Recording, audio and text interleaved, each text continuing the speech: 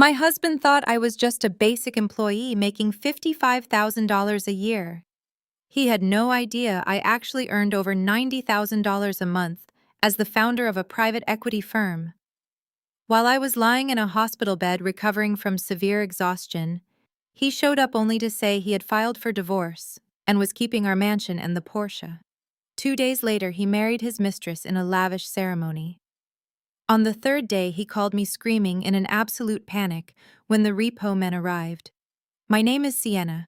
I am 32 years old, and my family-in-law made the fatal mistake of mistaking my quiet humility for weakness. Before I take you through the most satisfying week of my life, let me know where you are watching from in the comments below. Hit that like button and subscribe if you have ever had to hide your success to protect your peace from a toxic partner. The harsh fluorescent lights of the Atlanta Medical Center burned through my closed eyelids.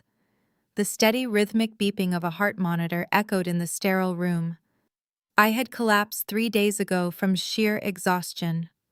For the past 6 months, I had been working 80-hour weeks to close a massive corporate acquisition for my firm Vanguard Capital. My body simply gave out during a late-night strategy meeting. But to my husband Derek, I was just a mid-level data entry clerk who could not handle the minor stress of a basic 9-to-5 job. I shifted against the stiff hospital sheets, the intravenous line pulling sharply at the back of my hand. The quiet solitude of my recovery was violently shattered when my hospital door slammed open, hitting the wall with a loud, aggressive crack. Derek strode into the room, bringing the heavy scent of expensive cologne and overwhelming arrogance. He wore a custom-tailored navy suit, a heavy gold watch gleaming on his wrist, and Italian leather loafers that clicked sharply against the linoleum floor. He did not look at the medical equipment monitoring my vital signs. He did not ask what the doctors had diagnosed.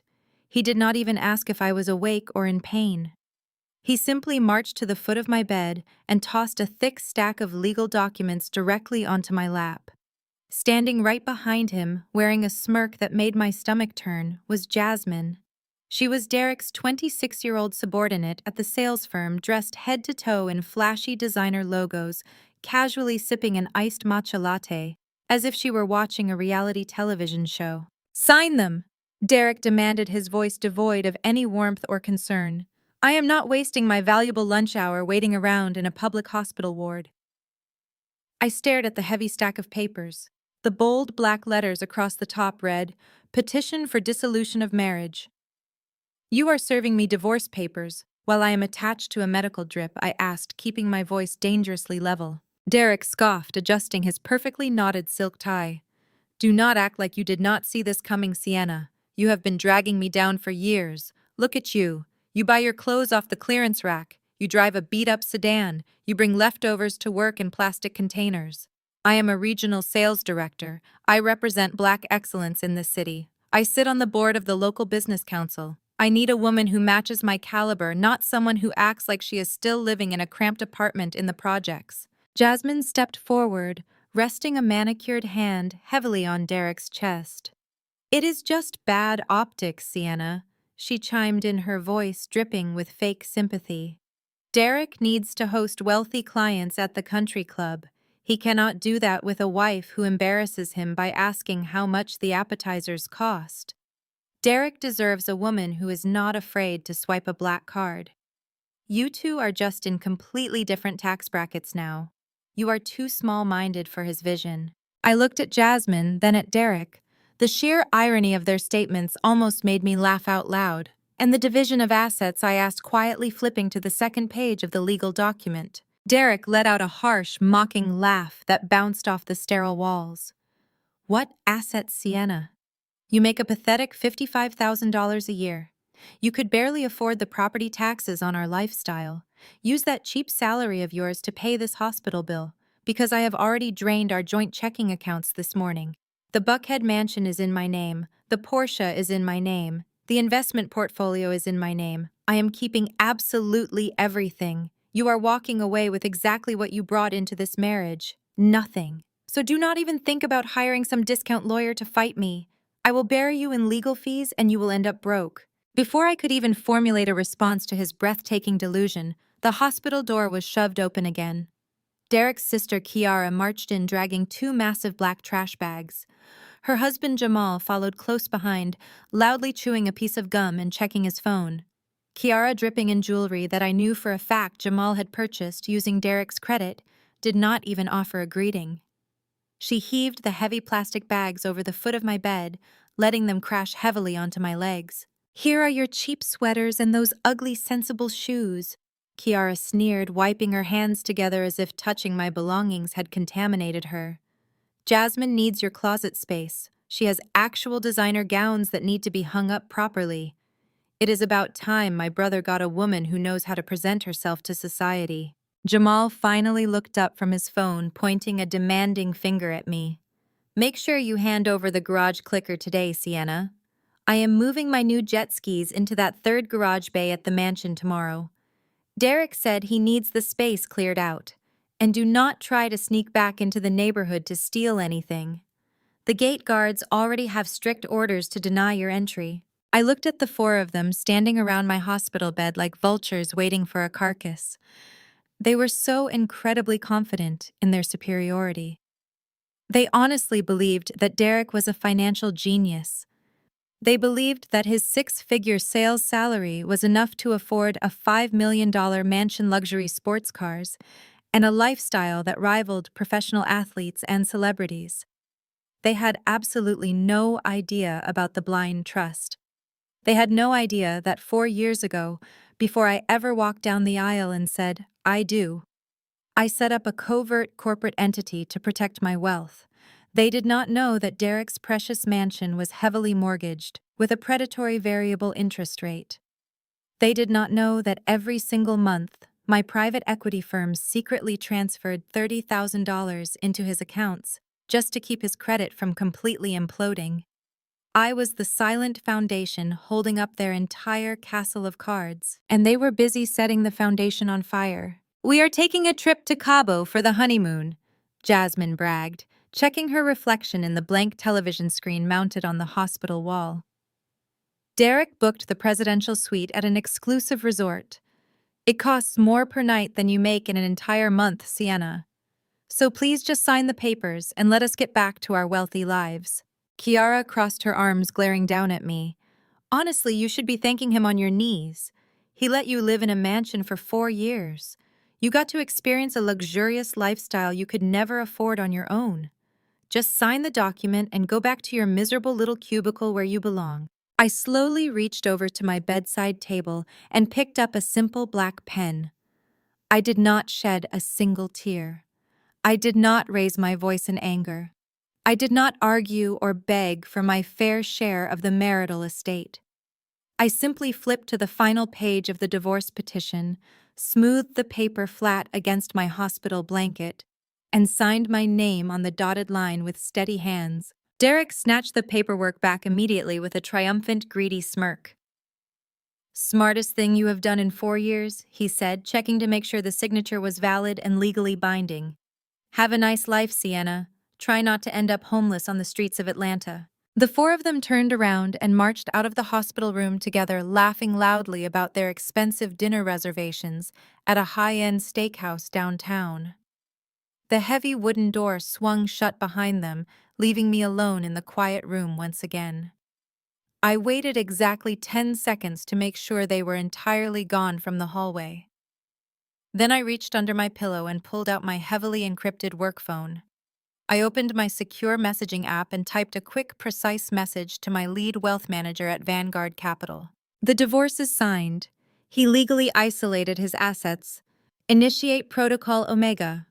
Revoke all guarantor statuses and cut every single financial lifeline." I hit send, leaned back against my pillows, and finally allowed myself to smile. The countdown to their absolute financial destruction had officially begun. 2 days later, the entire city of Atlanta seemed to be buzzing about the so-called wedding of the year. Derek and Jasmine were hosting an outrageously expensive over-the-top ceremony at one of the most exclusive resorts in the state. From what I could see on social media, they had spared absolutely no expense to flex their Black excellence lifestyle. There were towering floral arrangements of white orchids, a custom monogram dance floor, and a 10-piece string quartet playing contemporary rhythm and blues as the guests arrived. Jasmine was draped in a custom beaded gown that easily cost $20,000, while Derek posed for the cameras in a velvet tuxedo jacket looking every bit the wealthy executive he desperately pretended to be. The entire event was heavily live-streamed online, carefully curated to show the world that Derek had finally upgraded to a woman who matched his financial caliber. While they were busy putting on a show for their country club friends, my own reality looked vastly different. I had finally been discharged from the hospital that morning. But instead of returning to a cheap, cramped apartment like Derek assumed I would, I stepped out through the hospital sliding doors and walked straight toward a sleek, blacked-out Maybach waiting at the curb. My driver Marcus opened the door with a respectful nod. "Welcome back, Ms. Vance," he said quietly. "The office is ready for you." I settled into the plush leather seat and watched the city streets blur past the tinted windows. We bypassed the residential neighborhoods entirely and headed straight into the heart of downtown Atlanta, pulling up to the towering glass skyscraper that housed Vanguard Capital. I rode the private executive elevator directly to the top floor, stepping out into a sprawling modern office suite with panoramic views of the city skyline. This was my true domain. I sat behind my massive mahogany desk, my fingers flying across the keyboard as I opened my heavily encrypted financial terminal.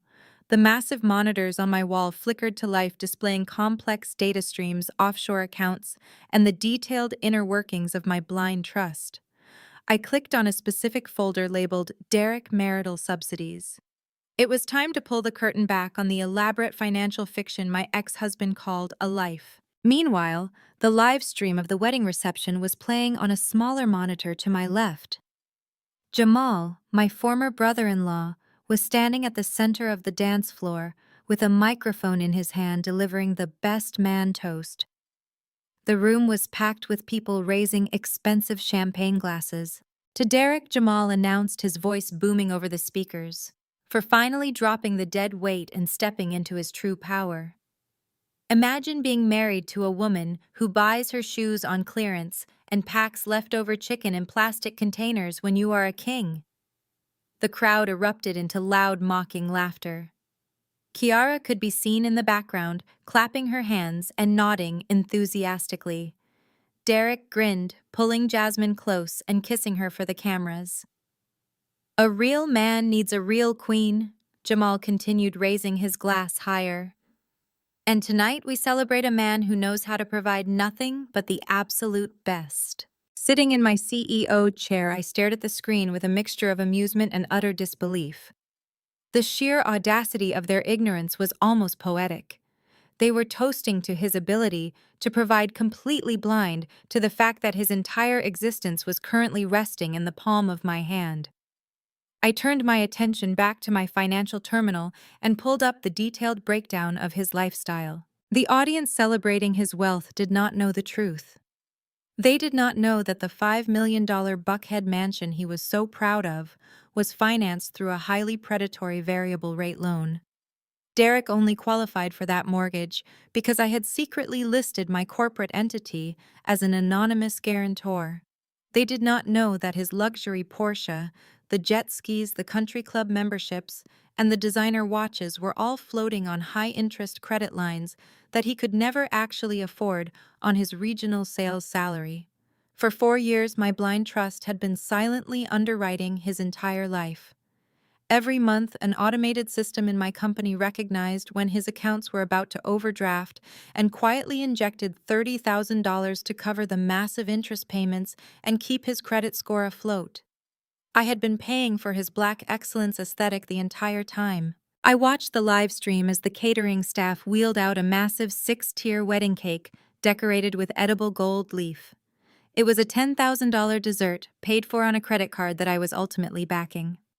Derek and Jasmine stood behind it, smiling perfectly, for the photographer, their hands resting together on the silver cake knife. The crowd cheered, completely oblivious to the financial guillotine hanging over the room. I hovered my mouse over a specific, highly restricted section of my financial terminal.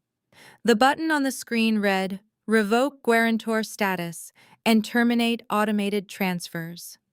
Once I clicked that button, the protective shield around Derek's finances would instantly vanish. The banks would immediately realize that his income-to-debt ratio was catastrophic. The variable interest rates on his mansion would instantly skyrocket to their true penalized amounts. His credit cards would hit their maximum limits within minutes. Every single financial institution he owed money to would instantly register his accounts as high risk and begin the aggressive collection process. I watched the screen closely. Derek raised the cake knife, looking deeply into Jasmine's eyes. Kiara and Jamal were cheering from the front row. The photographer counted down from 3. At the exact moment they pushed the knife into the first layer of the $10,000 cake, I smiled and pressed my finger down on the mouse. Execute. The command registered in the system immediately. Lines of code scrolled down my monitor as the automated transfers were permanently canceled. The legal revocation of my guarantor status was instantly transmitted to 5 different major banks and credit bureaus. The safety net was officially gone. The financial lifelines were severed. Derek was now entirely on his own, forced to survive on his actual salary against a mountain of debt he could never conquer. I leaned back in my leather chair, taking a slow sip of my coffee, and waited for the glorious, inevitable collapse to begin. My husband thought I was just a basic employee making $55,000 a year. He had no idea I actually earned over $90,000 a month as the founder of a private equity firm. While I was lying in a sterile hospital bed recovering from severe exhaustion, he showed up only to say he had filed for divorce and was keeping our Buckhead mansion and the Porsche. 2 days later, he married his mistress in a lavish, over-the-top ceremony. On the 3rd day, he called me screaming in an absolute panic when the repo men arrived. My name is Sienna. I am 32 years old, and my family-in-law made the fatal mistake of mistaking my quiet humility for weakness. Before I take you through the most satisfying week of my life, let me know where you are watching from in the comments below. Hit that like button and subscribe if you have ever had to hide your success to protect your peace from a toxic partner. The harsh fluorescent lights of the Atlanta Medical Center burned through my closed eyelids. The steady, rhythmic beeping of a heart monitor echoed in the otherwise completely silent room. I had collapsed 3 days ago from sheer physical exhaustion. For the past 6 months, I had been working brutal 80-hour weeks to close a massive corporate acquisition for my firm, Vanguard Capital. My firm managed billions in assets for some of the wealthiest families in the Southeast. I had built it from the ground up, navigating the ruthless financial sector with sharp instincts and relentless dedication. But at home, I played the part of the quiet, supportive wife. My body simply gave out during a late-night strategy meeting. But to my husband Derek, I was just a mediocre employee who could not handle the minor stress of a basic 9-to-5 job. I shifted against the stiff hospital sheets, the intravenous line pulling sharply at the back of my hand. The quiet solitude of my recovery was violently shattered when my hospital door slammed open, hitting the wall with a loud, aggressive crack. Derek strode into the room, bringing the heavy scent of expensive designer cologne and overwhelming arrogance. He wore a custom-tailored navy suit, a heavy gold watch gleaming on his wrist, and Italian leather loafers that clicked sharply against the linoleum floor. He did not look at the medical equipment monitoring my vital signs. He did not ask what the doctors had diagnosed. He did not even ask if I was awake or in pain. He simply marched to the foot of my bed and tossed a thick stack of legal documents directly onto my lap. Standing right behind him, wearing a smirk that made my stomach turn, was Jasmine. She was Derek's 26-year-old subordinate at his sales firm, dressed head to toe in flashy designer logos, casually sipping an iced matcha latte as if she were watching a reality television show. "Sign them!" Derek demanded, his voice completely devoid of any warmth or concern. "I am not wasting my valuable lunch hour waiting around in a public hospital ward." I stared at the heavy stack of papers resting on my legs. The bold black letters across the top page read, "Petition for dissolution of marriage." "You are serving me divorce papers while I'm attached to a medical drip. I asked, keeping my voice dangerously level. Derek scoffed, adjusting his perfectly knotted silk tie with a dismissive wave of his hand. Do not act like you did not see this coming, Sienna. You have been dragging me down for years. Look at you. You buy your clothes off the clearance rack. You drive a beat-up sedan. You bring leftovers to work in plastic containers. I am a regional sales director. I represent Black excellence in this city. I sit on the board of the local business council. I need a woman who matches my caliber, not someone who acts like she is still living in a cramped apartment in the projects. Jasmine stepped forward, resting a manicured hand heavily on Derek's chest in a blatant display of ownership. It is just bad optics, Sienna, she chimed in, her voice dripping with fake sympathy. Derek needs to host wealthy clients at the country club. He cannot do that with a wife who embarrasses him by asking how much the appetizers cost. Derek deserves a woman who is not afraid to swipe a black card. You two are just in completely different tax brackets now. You are simply too small-minded for his vision. I looked at Jasmine, then back at Derek. The sheer irony of their statements almost made me laugh out loud, and the division of assets I asked, quietly flipping to the second page of the legal document to review the terms he had boldly laid out. Derek let out a harsh, mocking laugh that bounced off the sterile hospital walls. What assets, Sienna? You make a pathetic $55,000 a year. You could barely afford the property taxes on our lifestyle. Use that cheap salary of yours to pay this hospital bill, because I have already drained our joint checking accounts this morning. The Buckhead Mansion is in my name. The Porsche is in my name. The investment portfolio is in my name. I am keeping absolutely everything. You are walking away with exactly what you brought into this marriage. Nothing. So do not even think about hiring some discount lawyer to fight me. I will bury you in legal fees and you will end up broke. Before I could even formulate a response to his breathtaking delusion, the hospital door was shoved open again. Derek's sister Kiara marched in, dragging two massive black trash bags behind her. Her husband Jamal followed close behind, loudly chewing a piece of gum and checking his phone. Kiara, dripping in gold jewelry that I knew for a fact Jamal had purchased, using Derek's credit, did not even offer a greeting.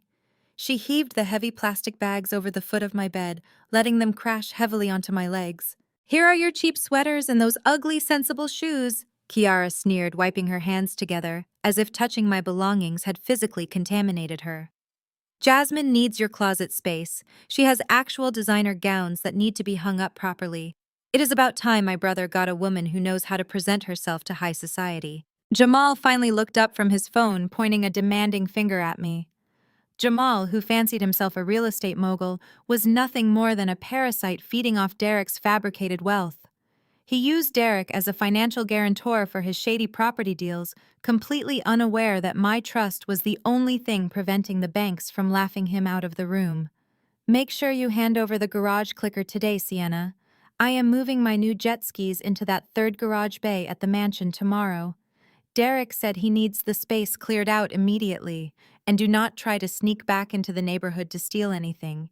The gate guards already have strict orders to deny your entry. I looked at the four of them standing around my hospital bed like vultures waiting for a carcass. They were so incredibly confident in their superiority. Derek's arrogance was his most defining trait, a blinding flaw that prevented him from ever questioning how his lavish spending never seemed to catch up with him. They honestly believed that Derek was a financial genius. They truly believed that his low six-figure sales salary was enough to afford a $5 million mansion, luxury sports cars, and a lifestyle that rivaled professional athletes and wealthy celebrities. They had absolutely no idea about the blind trust. They had no idea that 4 years ago, before I ever walked down the aisle and said, I set up a covert corporate entity to fiercely protect my wealth. They did not know that Derek's precious mansion was heavily mortgaged with a predatory variable interest rate. They did not know that every single month, my private equity firm secretly transferred $30,000 into his accounts just to keep his credit score from completely imploding.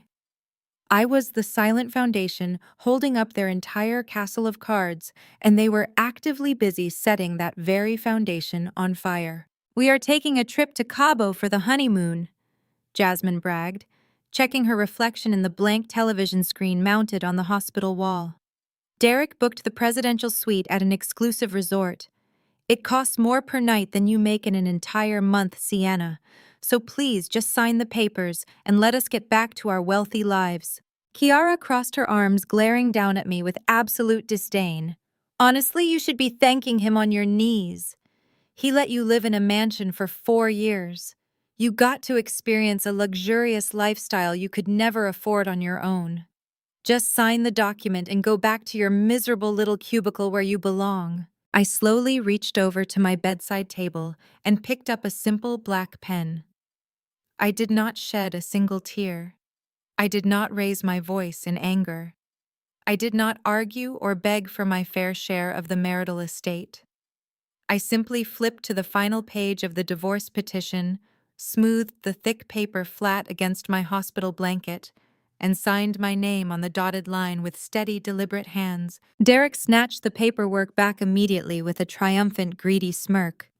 "Smartest thing you have done in 4 years," he said, checking to make sure the signature was valid and legally binding. "Have a nice life, Sienna. Try not to end up homeless on the streets of Atlanta." The four of them turned around and marched out of the hospital room together, laughing loudly about their expensive dinner reservations at a high-end steakhouse downtown. The heavy wooden door swung shut behind them, leaving me alone in the quiet room once again. I waited exactly 10 seconds to make sure they were entirely gone from the hallway. Then I reached under my pillow and pulled out my heavily encrypted work phone. I opened my secure messaging app and typed a quick, precise message to my lead wealth manager at Vanguard Capital. "The divorce is signed. He legally isolated his assets. Initiate Protocol Omega. Revoke all guarantor statuses and cut every single financial lifeline." I hit send, leaned back against my pillows, and finally allowed myself to smile. The countdown to their absolute financial destruction had officially begun. The ringing phone eventually stopped, plunging the bridal suite back into a suffocating, heavy silence. Derek did not sleep a single second that night. He spent the dark hours pacing the plush carpet, frantically refreshing his banking apps, praying the negative numbers would magically revert to green. They never did. By the time the sun rose on the third day, the absolute reality of his financial ruin had fully settled into his bones. His lavish wedding had completely bankrupted him. Miles away, sunlight streamed through the floor-to-ceiling windows of my downtown penthouse. I sat on my private balcony, wrapped in a plush silk robe, sipping a freshly brewed artisanal roast coffee. I watched the Atlanta city traffic far below me, feeling an overwhelming sense of profound peace. My firm had successfully acquired our target company, my physical health was steadily bouncing back, and my bank accounts were finally free from the massive parasitic drain of Derek's fake lifestyle. For the first time in 4 years, my money belonged solely to me. My personal phone vibrated sharply against the glass patio table. The screen displayed Derek's name. I took a slow sip of my coffee, savoring the sheer desperation that incoming call represented. I let it ring 4 times before finally picking it up and pressing it to my ear. I did not say hello, I just waited. Sienna. Derek screamed into the receiver. His voice was raw, ragged, and completely stripped of his usual polished arrogance. "What did you do? Why are all my accounts frozen? Why did the bank just email me saying my mortgage is $200,000 past due? What did you do to my credit?" I leaned back in my chair, crossing my legs comfortably. "I did not do anything to your credit, Derek. I just stopped fixing it." "What are you talking about?" he yelled, his breath catching in his throat. "The resort management just threatened to have me arrested for theft of services. My black cards are declining everywhere. Jasmine is packing her bags right now because the hotel staff locked us out of room service. Fix whatever glitch you caused in the system right now." "There is no glitch," I replied, my voice dangerously calm and terrifyingly steady. "You demanded to keep the Buckhead mansion and the Porsche. Remember? You literally forced me to sign those divorce papers in a hospital bed so you could hoard your precious assets.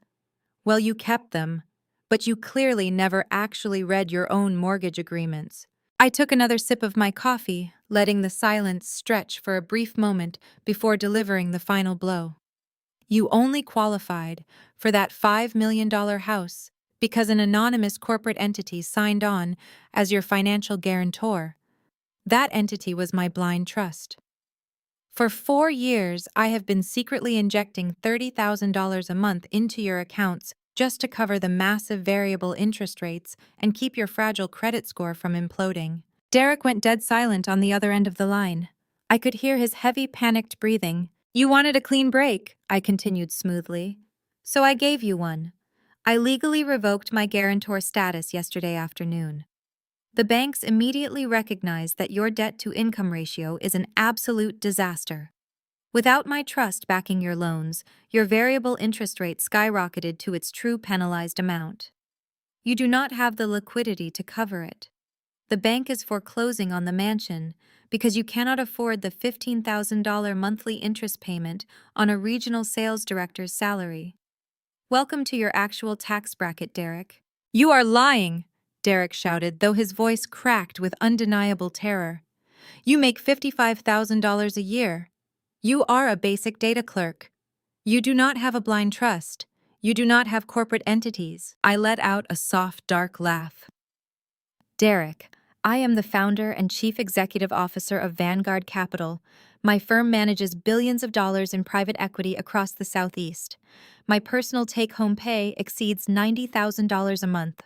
I wore clearance rack clothes and drove a beat-up sedan because I value building generational wealth over flexing designer labels for strangers on the internet. I heard a loud crash in the background of the call. Jasmine was yelling something about her luggage being held hostage by the resort concierge. You are a millionaire. Derek gasped, the realization hitting him like a physical punch to the gut. You are a millionaire, and you let me drown. You sat there and watched me panic. I did not let you drown, Derek, I corrected him sharply. I was the only thing keeping you afloat. And the moment you brought your mistress into my hospital room and threw my belongings in garbage bags, I decided to become the anchor. You wanted to represent Black excellence so badly. But true excellence requires actual substance. You just wanted the aesthetic. The shock quickly morphed into blind, desperate rage. Derek snarled into the phone, his arrogance desperately trying to claw its way back to the surface. You think you are so smart, Sienna? You think you can just pull the rug out from under me? We were legally married for 4 years. Georgia is an equitable distribution state. I am going to hire the most ruthless divorce attorney in Atlanta. I will sue you for massive alimony. I will take half of your corporate assets. I will take half of your pension. You owe me the lifestyle I became accustomed to. I smiled, looking out at the beautiful city skyline. I was waiting for this exact threat. You cannot take a single dime from me, Derek. Watch me, he screamed. Did you actually read the divorce petition you forced me to sign in the hospital? I asked softly. Did you read the specific clauses your budget attorney drafted when you were in such a massive rush to marry Jasmine? Derek hesitated. What are you talking about? You were so utterly convinced that I was a broke, pathetic burden.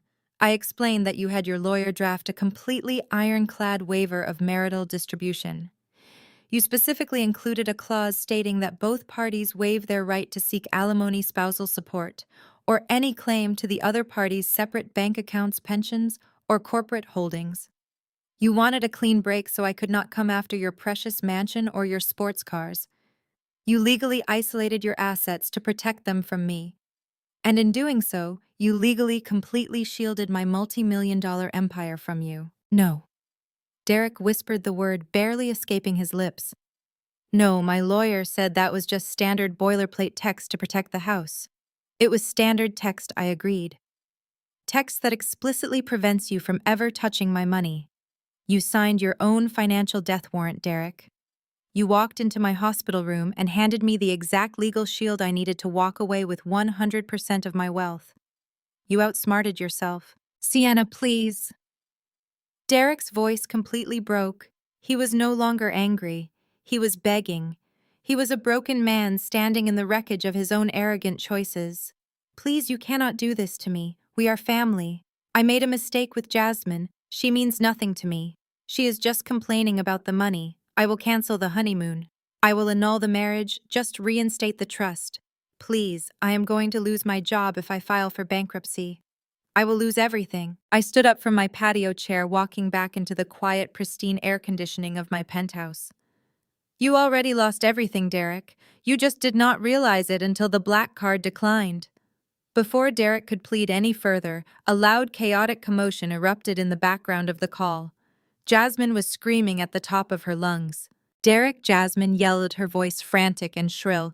Derek, get out here right now. The valet just called the room. There are 2 tow trucks blocking the resort entrance. What? Derek yelled back at her, the phone slipping away from his mouth. The repo men are here, Jasmine shrieked, sounding like she was on the verge of absolute hysterics. They have the paperwork for the Porsche. They are hooking it up to the truck right in front of the entire wedding party. Everyone is watching Derek do something. I listened to the pure, unfiltered chaos unfolding in the bridal suite. Derek was shouting at Jasmine to grab their bags. Jasmine was crying about her ruined reputation. The consequences of their actions had finally arrived to collect their dues. Try not to end up broke, Derek, I said quietly into the receiver, echoing the exact words he had carelessly thrown at me in the hospital just days ago. I ended the call, tossed my phone onto the plush sofa, and walked into my kitchen to pour myself another cup of coffee. The morning was shaping up to be absolutely perfect. To maintain the illusion of my supposedly pathetic $55,000 a year lifestyle, I was temporarily operating out of a modest, totally nondescript 2-bedroom apartment in a working-class neighborhood on the edge of the city. My actual penthouse in downtown Atlanta was currently undergoing an intense high-tech security upgrade, so this secondary location served as the perfect decoy. I was sitting at the small laminate kitchen table, finalizing the paperwork for the corporate acquisition that had driven me to exhaustion in the first place. My laptop was open, surrounded by printed contracts and an empty coffee mug. The quiet hum of the refrigerator was the only sound in the apartment. Suddenly, a series of aggressive, deafening pounds echoed against my front door. The wood rattled against the frame. Sienna, open this door right now. I know you are in there. It was Kiara. And she did not sound alone. I calmly closed my laptop, slid the sensitive financial documents into a manila folder, and walked toward the entryway. I did not rush. I unlocked the deadbolt and pulled the door open just enough to see the hallway. Kiara pushed her way inside, immediately shoving the door open with such force that it slammed against the drywall. Jamal followed closely behind her, his face flushed and covered in a sheen of nervous sweat. He looked completely unhinged. The confident, swaggering real estate mogul who had been dancing at the wedding reception just 48 hours ago was entirely gone. What do you want, Kiara? I asked, taking a deliberate step back to put some distance between us. I am not in the mood for uninvited guests. Kiara stormed into the small living area, her eyes darting around the cheap furniture and bare walls with absolute disgust. Look at this dump, she scoffed, knocking over a cheap floor lamp as she paced aggressively. You really are just pathetic. But you are not going to drag my brother down with you, and you are certainly not going to ruin my husband's business. Jamal pushed past her, marching straight toward me. He reached into his leather messenger bag and pulled out a crumpled stack of legal documents. His hands were shaking violently as he thrust the papers toward my chest. Sign this right now, Sienna, Jamal demanded, his voice cracking with pure, unadulterated panic. The bank is trying to foreclose on both of my downtown commercial properties. They are demanding a $200,000 penalty fee by Monday morning because Derek's financial backing vanished. You are going to sign this document assuming full liability for those loans. I looked at the crumpled papers in his hand, then looked up at his panicked, sweating face. I did not reach out to take the document. Why on earth would I sign a document assuming liability for your predatory real estate loans? Jamal, I asked, keeping my voice incredibly quiet and steady. Because it is your fault, Kiara screamed, stepping forward until she was practically in my face. You owe us. My brother pulled you out of the gutter. He gave you a mansion to live in. He gave you a life you could never have dreamed of, and you sabotaged his wedding out of pure, bitter jealousy. You messed with his credit because you are a hateful, petty little clerk who cannot stand to see a real man succeed. I slowly looked Kiara up and down. Her designer dress was wrinkled. The gold jewelry she was wearing, the pieces Jamal had purchased using Derek's credit, suddenly looked incredibly cheap in the harsh lighting of the decoy apartment. Derek did not pull me out of the gutter, Kiara, I said softly. He pushed me into the deep end, and I simply refused to be his life raft anymore. If Jamal's real estate deals were actually legitimate, he would not need my husband's fabricated credit score to secure a loan. You built your entire life on a foundation of sand, and you are mad at me because the tide finally came in. Jamal slammed the papers onto the small kitchen table. "Listen to me, you little nobody!" he yelled, pointing a shaking finger directly at my face. "I am not losing my properties because you decided to throw a temper tantrum over a divorce. You are going to sign this paper, or I am going to make your life a living hell. I know people in this city. I will ruin you." Kiara nodded aggressively, pulling out her cell phone. "You think you are so smart?" she sneered. "I will find out exactly who your boss is. I will call that pathetic little data entry company you work for and tell them you are stealing office equipment. I will tell them you are unhinged. I will ruin your little $55,000 career before the sun goes down." The absolute sheer ignorance of her threat was breathtaking. She was threatening to call the CEO of Vanguard Capital to get me fired, completely unaware that she was screaming directly at the CEO of Vanguard Capital. I did not yell back. I did not argue.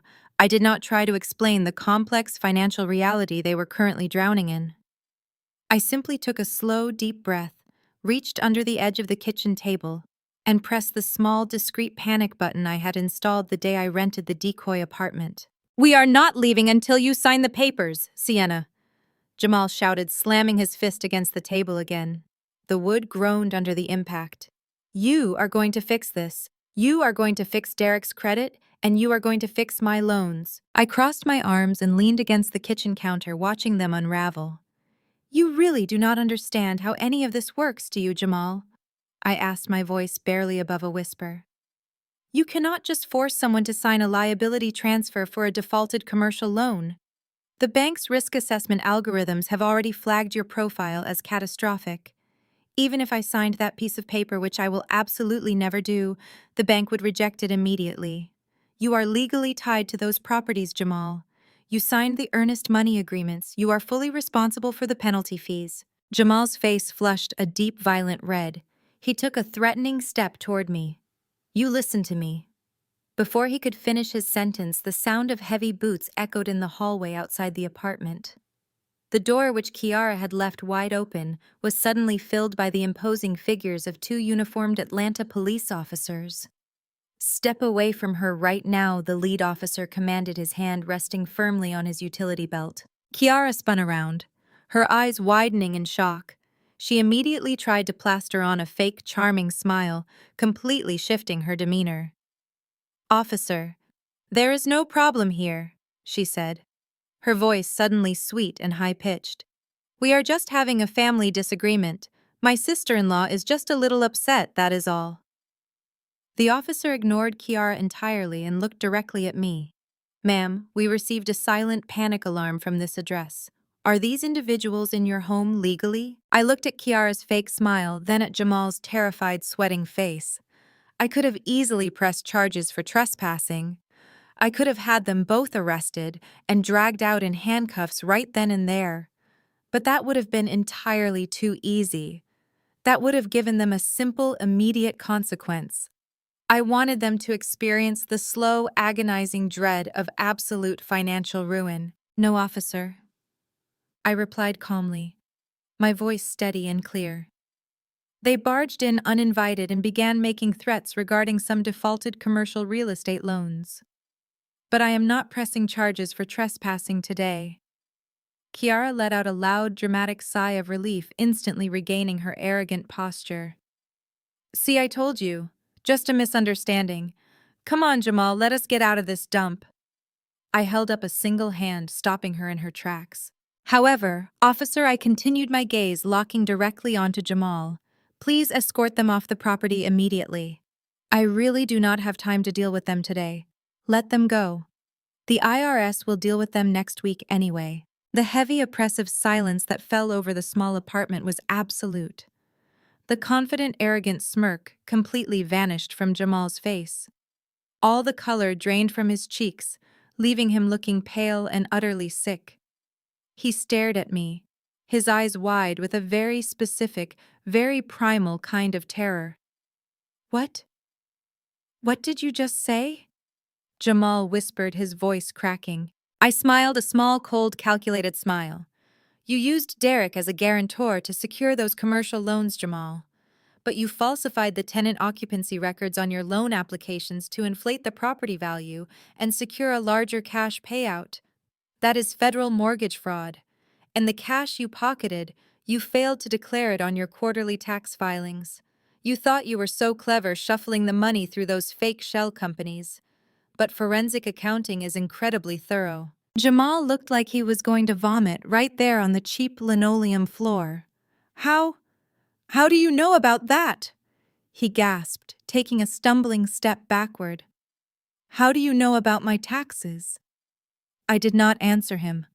I just looked at the police officers. Please make sure they leave the building entirely, officers.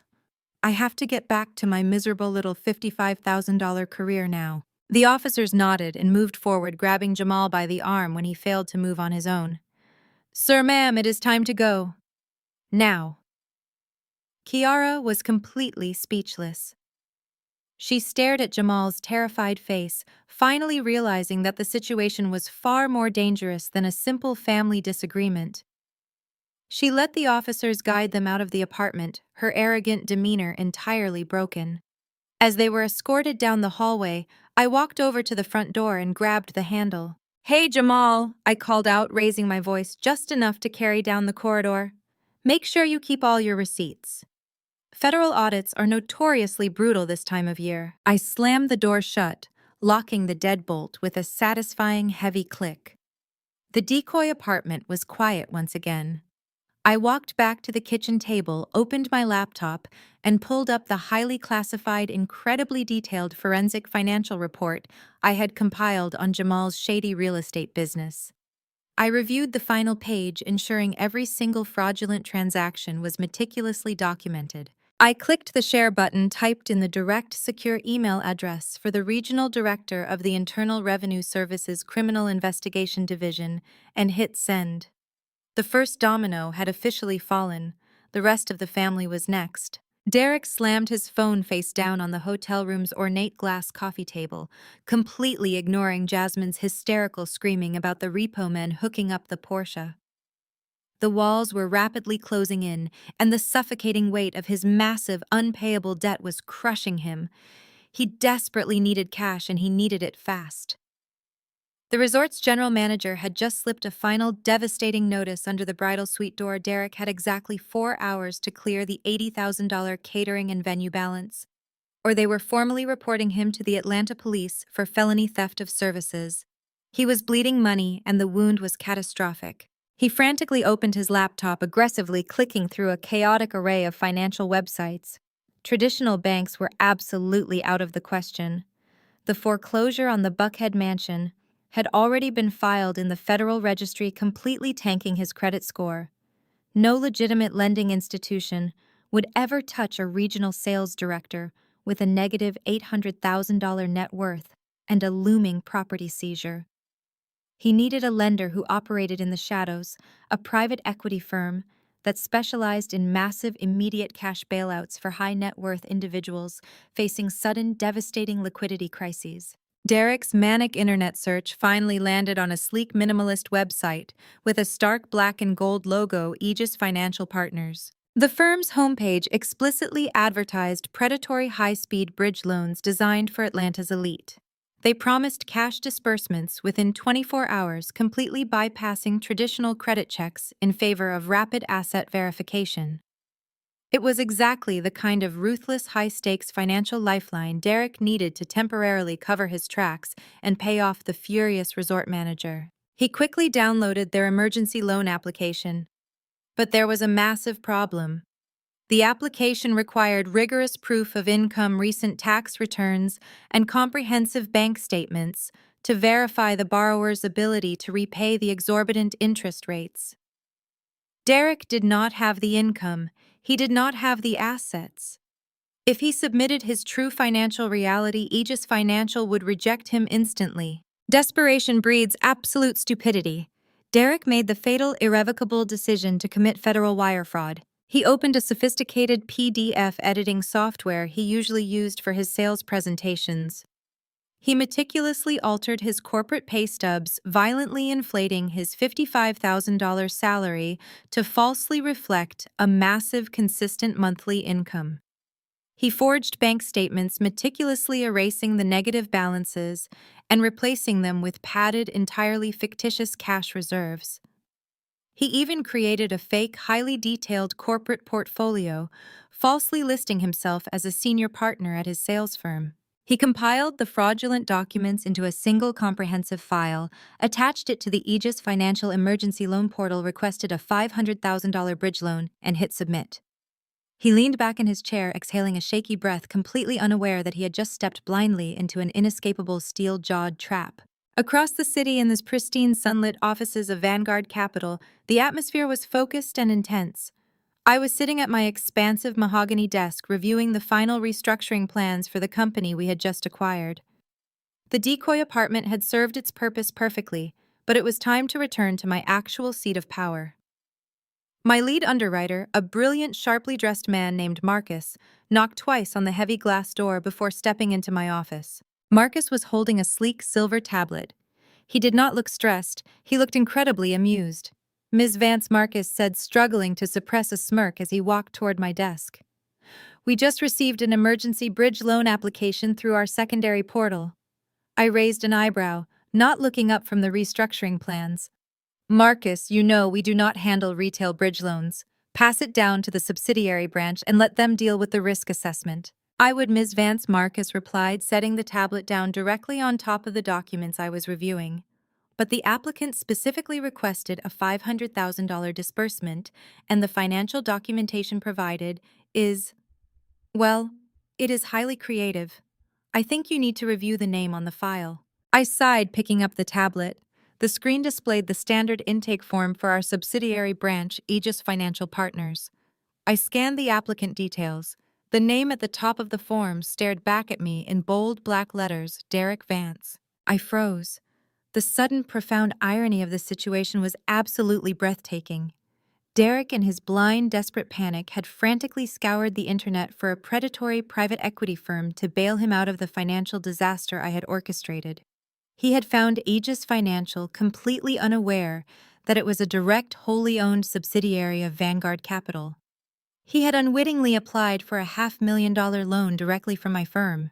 I quickly scrolled through the attached financial documents. My eyes widened as I reviewed the forged pay stubs, the fabricated bank statements, and the utterly ridiculous corporate portfolio. He had dramatically inflated his income, erased his massive debts, and completely lied about his professional standing. It was a masterpiece of absolute desperation. It was also a textbook, undeniable case of federal wire fraud. "He actually submitted this?" I asked, my voice dangerously quiet, tracing the forged signature at the bottom of the application. "He sent these fabricated documents across a digital network to secure a massive financial payout." Marcus nodded, his expression turning serious. "Yes, ma'am. Our digital forensics team flagged the PDF metadata immediately. The documents were heavily altered just 30 minutes ago. The IP address matches the luxury resort he is currently staying at." I set the tablet down, leaning back in my leather executive chair. The sheer blinding arrogance of the man was staggering. He had spent 4 years believing I was a pathetic, small-minded clerk, completely incapable of understanding basic finance. And now he was actively trying to defraud the very financial empire I had built, completely unaware that I was the one holding all the cards. "Approve the initial screening?" I instructed Marcus, a cold, calculated smile forming on my face. "Bypass the standard waiting period. Send him a formal, highly encouraging email from the Aegis Financial Intake Team. Tell him his profile looks incredibly strong, and we are prepared to expedite the $500,000 disbursement. Marcus frowned, slightly confused by the directive. Ms. Vance, with all due respect, the documents are entirely fraudulent. If we approve the disbursement, we are exposing the firm to massive unrecoverable risk. The man is completely bankrupt. We are not disbursing a single dime, Marcus. I clarified my tone, leaving absolutely no room for negotiation. We are setting the stage. Tell him the final approval requires an in-person mandatory signature verification. Instruct him to come to the Vanguard Capital corporate headquarters tomorrow morning at exactly 10 a.m. Marcus's eyes widened as the realization of my plan fully hit him. You want him to sign the fraudulent loan documents in our lobby? Yes, I said, turning my chair to look out at the sprawling Atlanta skyline. I want him to walk into my building surrounded by my security team and physically sign a fraudulent application for a $500,000 loan. I want his signature on that paper witnessed by our legal counsel. We need him to commit a federal felony on camera. Marcus nodded, a sharp, predatory smile mirroring my own. Understood, Ms. Vance. I will have the legal team prepare the trap immediately.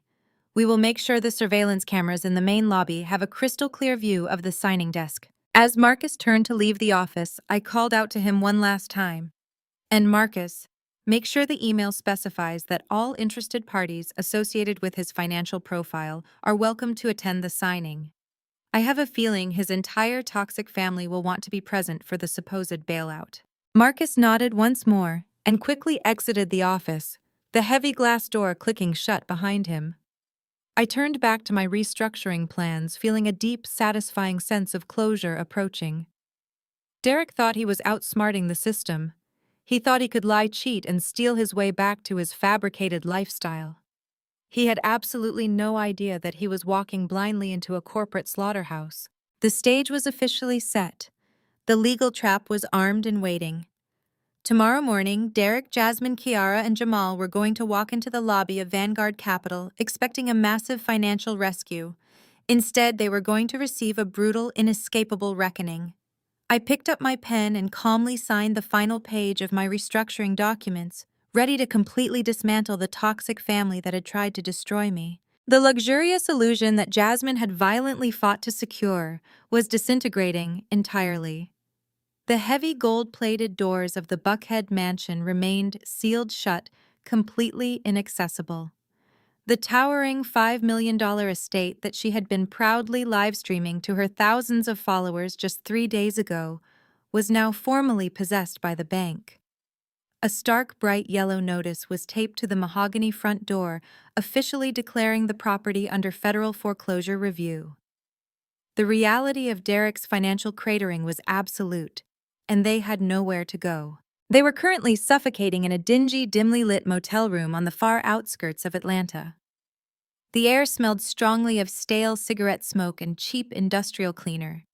The neon sign from the parking lot flickered aggressively through the thin, stained curtains. Jasmine sat on the edge of the sagging mattress, staring at her custom 4-carat diamond engagement ring. It was massive, glittering aggressively in the harsh overhead light. It was her singular trophy, the ultimate symbol of the wealth and black excellence she believed she had secured by marrying her boss. Derek was slumped in the single plastic armchair in the corner of the room, his head buried in his hands. He was still wearing the same tailored suit pants from the wedding, his crisp white shirt now wrinkled and stained with sweat. He was frantically scrolling through emails on his phone, desperately searching for a miracle that was never going to come. Jasmine stood up abruptly, grabbing her designer handbag. Her expression was a hardened mask of sheer, calculated survival. "Where are you going?" Derek asked, his voice rough and exhausted, finally looking up from his phone screen. "I am going to fix this," Jasmine snapped, her tone dripping with absolute contempt. "I am going to a jeweler in Phipps Plaza. This ring is insured for $50,000. I am going to pawn it. We need actual liquid cash right now, Derek. We cannot stay in this disgusting motel. We need to hire a lawyer to fight Sienna for her assets, or we need to book flights to get out of the city." Derek's eyes widened in sudden, profound panic. He lunged forward, grabbing her arm before she could reach the door handle.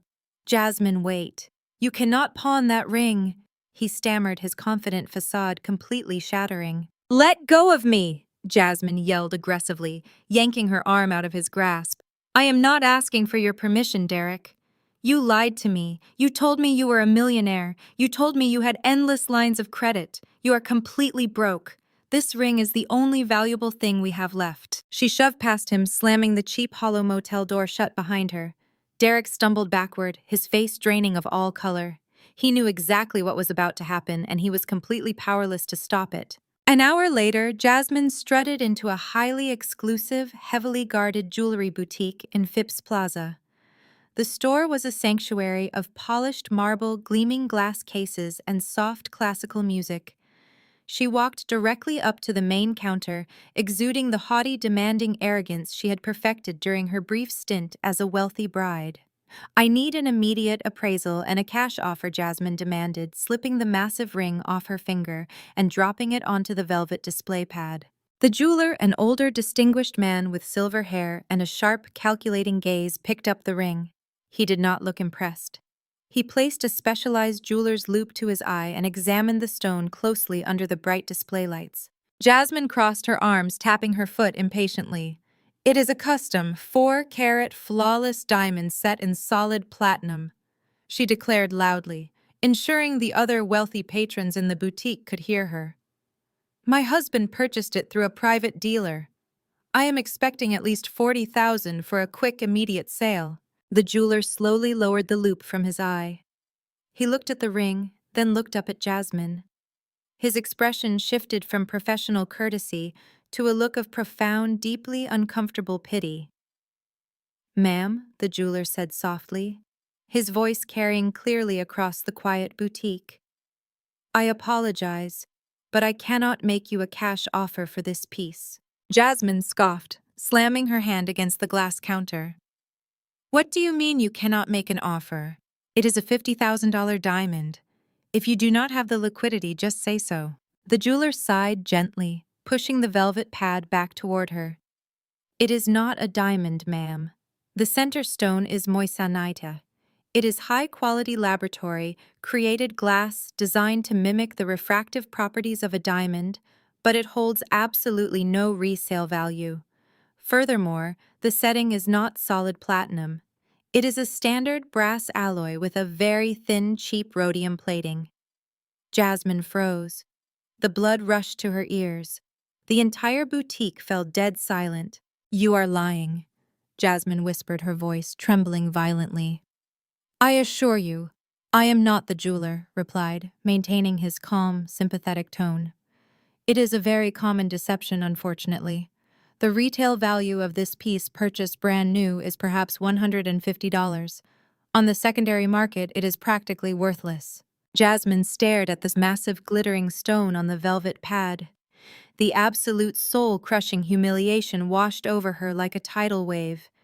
She could feel the judging eyes of the other patrons burning into her back.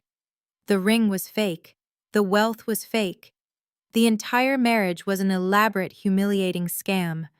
Derek had not just lied about his bank accounts, he had lied about the very foundation of their relationship. She snatched the fake ring off the counter, shoved it into her bag, and sprinted out of the boutique, her face burning with a furious, blinding rage. When Jasmine kicked the motel door open 30 minutes later, the hinges practically shattered. Derek was still sitting in the plastic chair, but he flinched violently when she entered the room. Jasmine did not say a single word. She marched directly over to her suitcase, unzipped it aggressively, and began violently throwing her clothes inside. "Jasmine." "Please," Derek pleaded, standing up and holding his hands out in a desperate, placating gesture.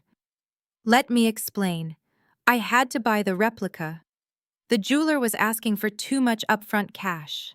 I was going to buy you the real one as soon as my quarterly bonus cleared." "You are a liar!" Jasmine screamed at the absolute top of her lungs, throwing a high-heel shoe that slammed hard against the wall near Derek's head. "You are a broke, pathetic, miserable liar. You dragged me into this mess. You made me quit my job because you said you were going to take care of me. You do not even have a real diamond. You are nothing." Derek's face hardened, his own arrogant anger finally flaring back to life. You knew exactly what you were doing, he yelled back, closing the distance between them. You did not love me. You only married me because you thought I had money. You saw the cars and the house, and you wanted a free ride? Yes, Jasmine shrieked, her voice echoing into the motel courtyard. Of course I married you for the money. Why else would a 26-year-old marry a washed-up, arrogant regional manager who treats everyone around him like garbage? You thought I actually cared about your stupid black excellence speeches. I wanted the lifestyle, and you could not even afford the fake ring. She zipped her suitcase shut with a violent, aggressive yank. I am done. I am leaving. I am going back to my mother's house. You can sit in this disgusting motel room and rot, Derek. Before Jasmine could grab the handle of her suitcase, Derek's phone chimed loudly from the coffee table. It was a sharp, distinct notification sound.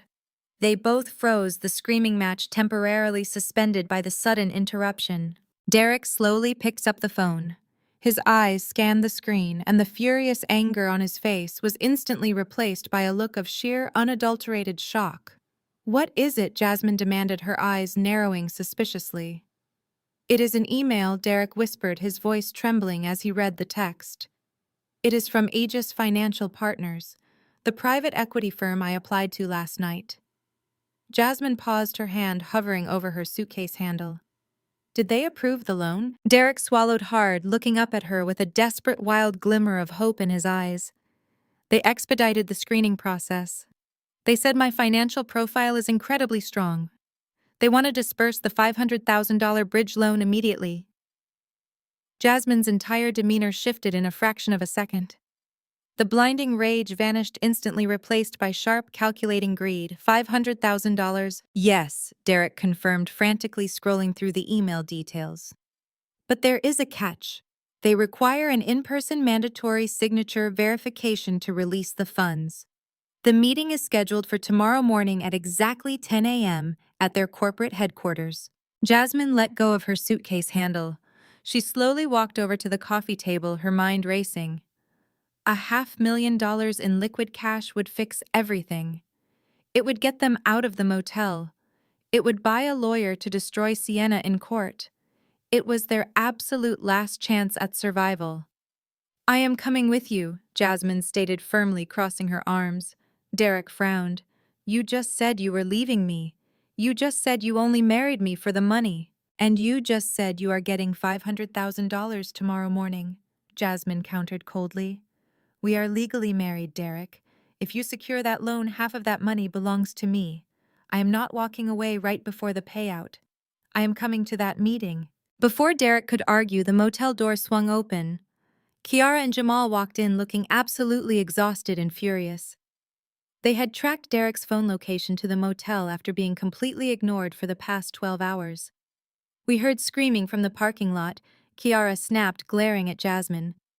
What is going on? Are you two finally getting a divorce? No, Derek said quickly, holding up his phone. I just secured a massive corporate bridge loan. $500,000. I have an emergency signing meeting tomorrow morning at 10 a.m. at the Aegis Financial Headquarters in Buckhead. Jamal's eyes widened immediately. The panic that had been consuming him since his commercial real estate loans defaulted was instantly replaced by predatory relief. $500,000, Jamal asked, stepping forward eagerly. Derek, man, you have to help me cover the penalty fees on my properties.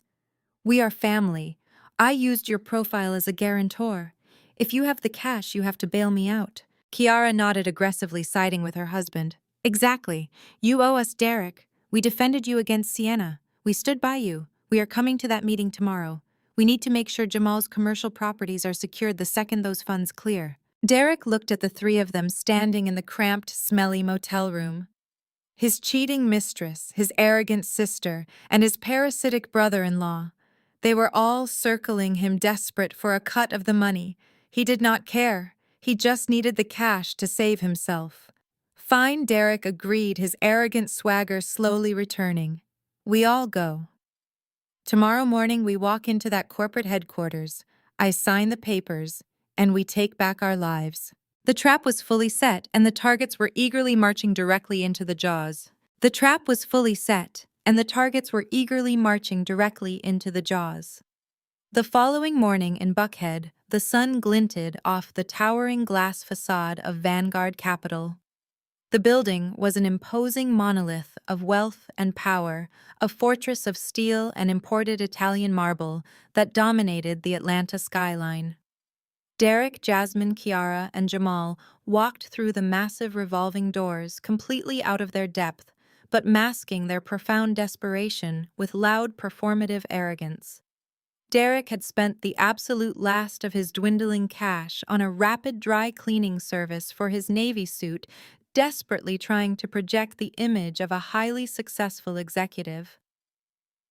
Jasmine walked beside him, tightly clutching her designer handbag, her eyes darting frantically around the expansive, ultra-modern lobby.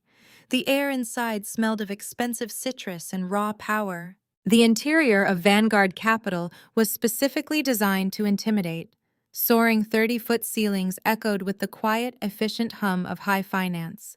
Men and women in bespoke tailoring moved with deliberate purpose across the pristine floors, carrying portfolios worth more than Derek's entire life.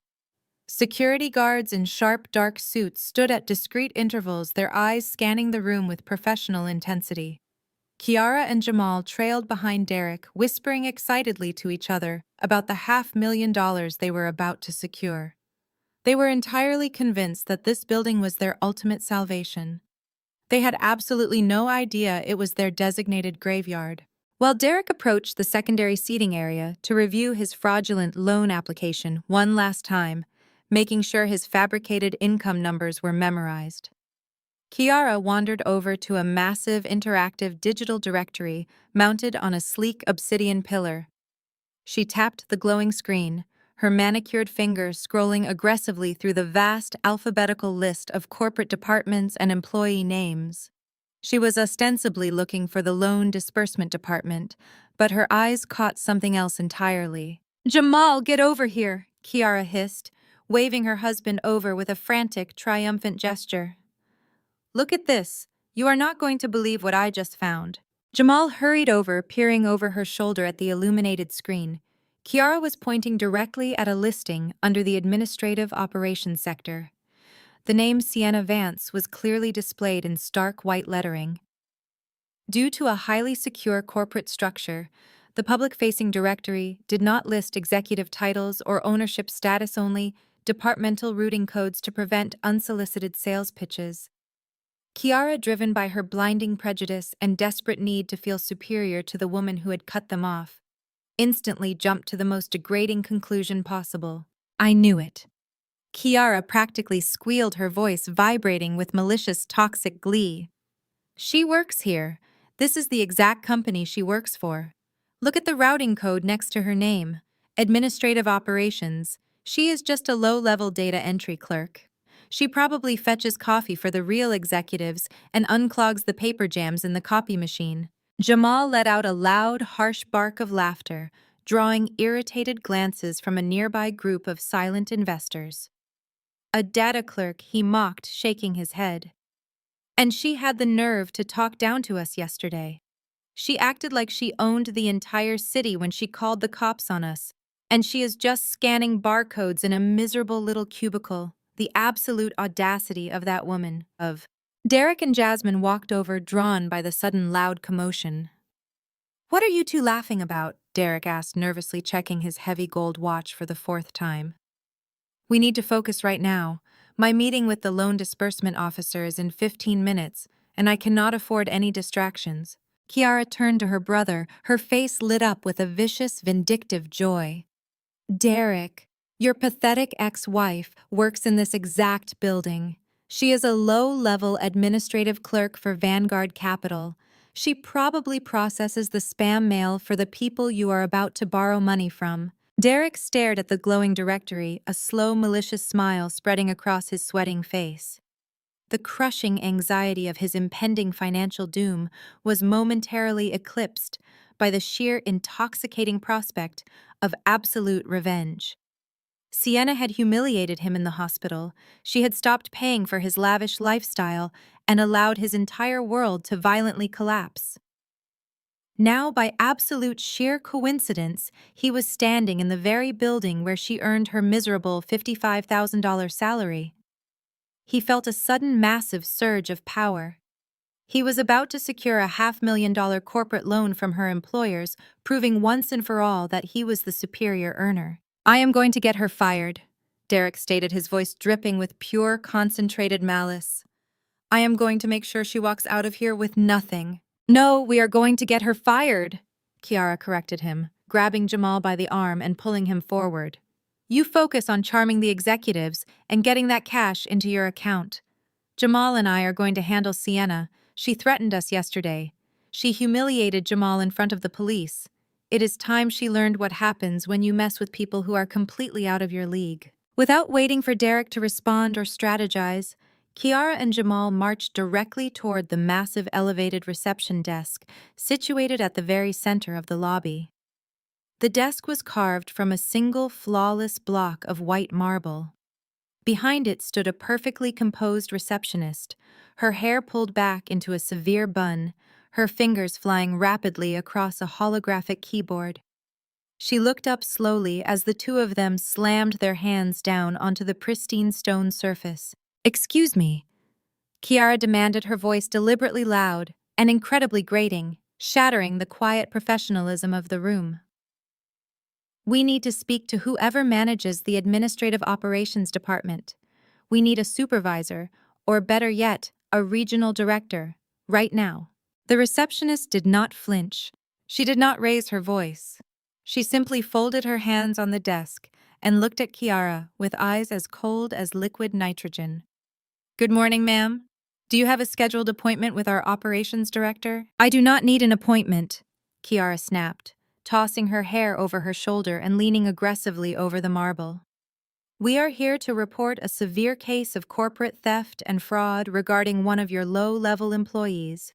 Her name is Sienna Vance. We know she works here as a data clerk. She has been stealing money from my family, and we have reason to believe she is stealing office equipment from this company as well. We demand to speak to her boss immediately to have her terminated on the spot." Jamal puffed out his chest, trying to look physically intimidating in his wrinkled dress shirt. "You better listen to my wife. We are highly connected real estate developers in Atlanta. We are bringing serious criminal allegations against your staff. Get a manager down here right now before we make a massive public scene and ruin your corporate reputation in the press."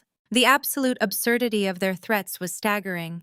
They were two desperate, heavily indebted frauds, standing in the lobby of a multi-billion-dollar private equity firm, demanding the termination of a woman they truly believed was a peasant. Jasmine, who had eagerly followed them to the desk, crossed her arms and glared at the receptionist, ready to throw her own weight around. "My husband is here for a $500,000 VIP loan meeting," Jasmine added, completely inflating Derek's non-existent status. "He is a high net worth client.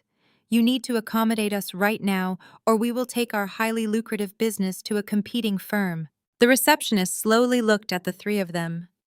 She absorbed their cheap-plated jewelry, their wrinkled clothes, their frantic sweating desperation, and their utterly ridiculous demands. She did not laugh. She did not argue. She simply reached up and tapped a hidden button on the sleek communications earpiece resting in her left ear. "Security Protocol Beta," the receptionist said softly into her microphone, her voice perfectly calm. "We have the Vance party at the main reception desk. They are requesting immediate executive intervention regarding an employee termination." "Yes, I understand." Kiara smiled triumphantly, turning to Jamal and giving him a loud high five. "See," she gloated, ensuring her voice carried across the lobby. "You just have to know how to talk to these basic service workers to get results. Sienna is going to be boxing up her desk in 10 minutes. I am going to record her crying when corporate security walks her out of the building." Derek walked up behind them, adjusting his tie and checking his reflection in a polished marble pillar. "Did you handle it?" he asked, his voice dripping with forced confidence. "Oh, it is entirely handled," baby Jasmine purred, wrapping her arms around his waist. "Your loser ex-wife is getting fired today. And you are getting a massive bag of cash. We are finally getting our lives back on track." The receptionist lowered her hand from her earpiece and looked directly at Derek. "Mr. Vance?" she asked, her tone entirely devoid of emotion. "That is me," Derek replied, flashing his most charming, highly practiced sales smile. "I have a 10 a.m. appointment regarding an expedited bridge loan disbursement. I was told a mandatory signature verification was required." "Yes, sir," the receptionist confirmed, checking her screen. "The primary stakeholder has been monitoring your arrival. Your financial application was flagged for an immediate high-priority review. The Chief Executive Officer has elected to handle your signature verification personally." Derek's chest swelled with immense blinding pride. He turned to look at Jamal, his eyes wide with arrogant victory. "Did you hear that?" he whispered excitedly. "The CEO is coming down to handle my loan personally. They know I am a heavy hitter. They want to roll out the red carpet for me. This is exactly what I'm talking about. Black excellence always gets recognized at the very top." Jamal grinned aggressively, patting Derek on the back. "You did it, man. You saved us. Now get that cash so we can get my commercial properties out of default today." Kiara slammed her hand on the marble desk again, glaring impatiently at the receptionist. "And what about Sienna?" she demanded. "Is the CEO going to fire her right now, or do we need to wait for a lower-level manager to come take out the trash?" The receptionist met Kiara's aggressive glare with a perfectly blank, terrifyingly hollow stare. She reached under her desk and pressed a final button. "The CEO is coming down now," she stated simply. "All of your concerns will be addressed momentarily. Please direct your attention to the private executive elevators." The four of them turned around in unison, their eyes locking onto the far end of the expansive lobby. A set of massive gold-trimmed elevator doors stood completely separate from the rest of the building's public transport banks. The digital display above the doors lit up with a bright crimson glow, indicating a rapid, uninterrupted descent from the highest penthouse floor. "This is it," Derek muttered to himself vigorously, rubbing his hands together. He took a deep, shaky breath, forcing his racing heart rate to slow down. He needed to project absolute financial dominance. He needed to look like a man who casually borrowed $500,000 before lunch.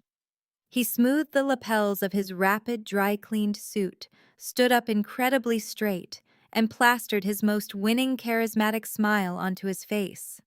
He was completely ready to charm the billionaire CEO of Vanguard Capital into handing him a fortune, and then he was going to personally ensure his ex-wife was thrown out onto the street. The soft melodic chime of the arriving elevator echoed sharply across the quiet marble lobby. The heavy gold-trimmed doors slowly began to slide open.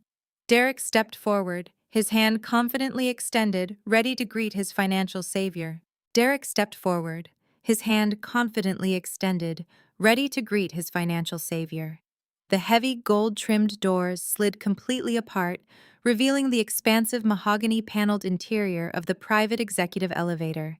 The air inside the lobby seemed to physically drop 10 degrees. Derek held his practiced charismatic smile, his eyes adjusting to the brilliant overhead lighting of the cab. But the person standing in the center of the elevator was not an anonymous middle-aged billionaire investor. It was me. I stepped out of the elevator, my heels clicking sharply against the polished Italian marble floor. I was wearing a $5,000 immaculately tailored charcoal Tom Ford suit that projected absolute terrifying corporate power. My posture was rigid, my expression completely devoid of any emotion. Flanking me on my right were three of Vanguard Capital's most ruthless corporate litigators, all carrying thick leather briefcases. On my left stood two massive, heavily armed private security contractors. We moved as a single, impenetrable wall of authority, stopping exactly 10 feet away from my profoundly confused, utterly paralyzed ex-husband. Derek froze completely. His outstretched hand remained suspended in the empty air. His charismatic smile violently shattered, morphing instantly into a mask of pure, unadulterated shock. His brain clearly short-circuited as he desperately tried to process the impossible visual information in front of him. The pathetic, budget-conscious woman he had humiliated in a hospital bed was currently commanding a heavily armed corporate entourage in the most exclusive financial headquarters in Atlanta. Behind him, Jasmine let out a sharp gasp, instinctively taking a step backward. Jamal rubbed his eyes, leaning forward as if his vision had suddenly failed him. Kiara, however, absolutely refused to accept the reality of the situation. Her toxic arrogance forcefully overrode her basic common sense. "What kind of sick joke is this?" Kiara demanded, her voice shrill and grating against the quiet elegance of the lobby. She marched past Derek, planting her hands firmly on her hips. "Did you steal that suit from your boss's closet, Sienna? Because you look absolutely ridiculous playing dress-up.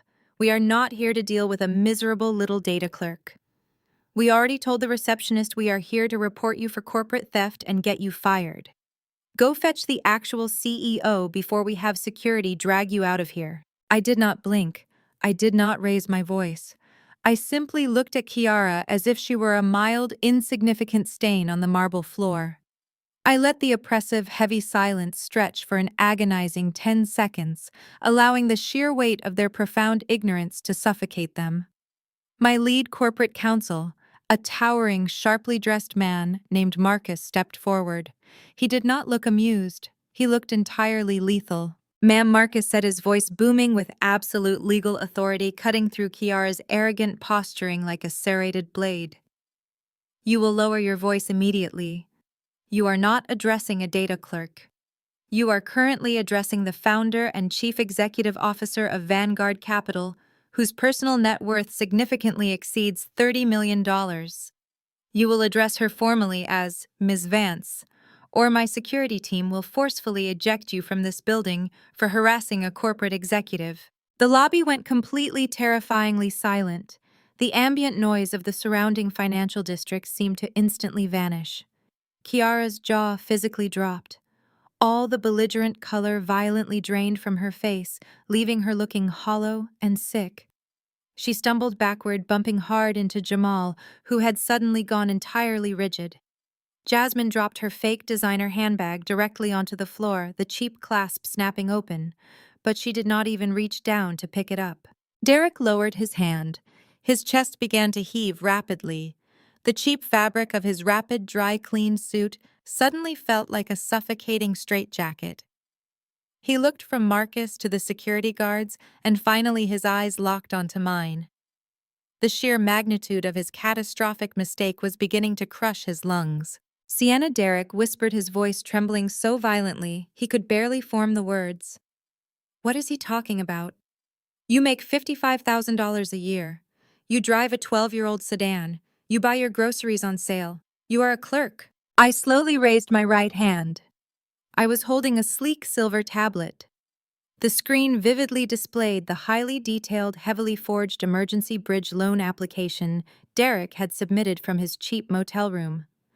I tapped the screen once, projecting the document onto the massive digital display board mounted on the wall directly behind the reception desk.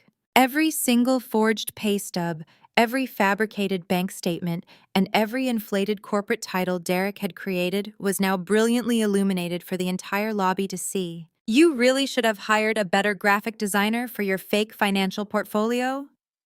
"Derek," I stated, my voice echoing with icy, calculated precision. "You falsely claimed a monthly income of $25,000 to secure this $500,000 bridge loan. You thought that was a massive, impressive number. But my actual verified take-home pay from Vanguard Capital exceeds $90,000 a month. That $55,000 salary you constantly mocked. That was just the annual tax-deductible allowance I paid myself from a minor secondary holding company to maintain my cover." Derek stared at the massive digital display, his eyes wide with an inescapable primal terror. The numbers burned into his retinas. The realization hit him with the force of a speeding freight train. The woman he had relentlessly degraded, the woman he had actively replaced with a flashy, materialistic subordinate, possessed a level of extreme generational wealth he could not even begin to comprehend. "You own all of this," Derek choked out, gesturing weakly around the sprawling, opulent marble lobby. "The entire firm. I built it from the ground up," I confirmed, stepping closer to him, completely invading his personal space and forcing him to look directly up at me. While you were busy taking out predatory loans to buy custom suits and lease sports cars you could not afford, I was acquiring private equity firms across the Southeast. I used offshore limited liability companies and ironclad blind trusts to completely mask my assets. I knew exactly how superficial and financially reckless you were, Derek. I knew you only valued the loud, flashy aesthetic of black excellence. But I am the one who actually owns the infrastructure. Jasmine let out a loud, shuddering sob, burying her face in her hands. The absolute humiliation of knowing she had pawned her fake engagement ring while standing in the presence of a legitimate self-made multi-millionaire was entirely too much for her fragile ego to handle. She had thrown away her entire career for a man who was nothing but a hollow bankrupt shell. Jamal frantically tugged at his collar, desperately trying to salvage the situation. "Look, Sienna, Miss Vance." Jamal stammered, stepping forward with a pathetic, groveling smile. "We are family, right? This is all just a big misunderstanding. We came here for the bridge loan. Derek just needs the $500,000 to clear his debts, and I just need a little capital to cover my commercial properties. We can keep this all in the family. We can do business together." I slowly turned my gaze to Jamal, my eyes narrowing with intense predatory satisfaction. The sheer blinding audacity of this man asking me for a bailout after threatening to ruin my career less than 24 hours ago was genuinely hilarious. "We will get to your commercial properties in exactly 5 minutes, Jamal," I promised, my voice dropping to a terrifyingly low register. "I assure you, your specific financial needs have been thoroughly documented and forwarded to the appropriate federal authorities." Jamal's pathetic smile instantly vanished, replaced by the exact same horrified pale expression he had worn in the decoy apartment. He shrank back behind Kiara, who was currently staring at the floor, completely paralyzed by shame and fear. Derek could not take it anymore. His legs physically gave out.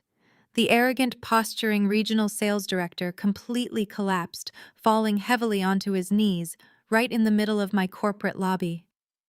The crisp, tailored crease of his suit pants wrinkled against the cold marble floor. He looked up at me, tears of absolute, unfiltered desperation streaming down his face. His mind brutally replayed the moment he forced me to sign the divorce waiver, realizing he had legally locked himself out of my fortune. "You are a millionaire," Derek sobbed, his voice breaking loudly, echoing off the high ceilings. "You are a multi-millionaire, and you let me drown. You sat there in the hospital and watched me sign away my rights to your money. You knew I was losing the house.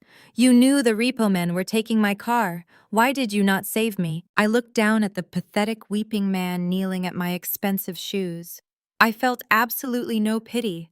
I felt no remorse. I only felt the profound, deeply satisfying weight of ultimate justice. I smiled a small, cold, utterly merciless smile. I crouched down slightly so my face was perfectly level with his, ensuring he heard every single syllable of my response. "I didn't let you drown, Derek," I said softly, my words acting as the final fatal blow to his shattered ego. "I was the only thing keeping you afloat. And now I'm the anchor." The heavy, suffocating silence in the lobby was finally shattered by the sharp, authoritative click of a briefcase opening.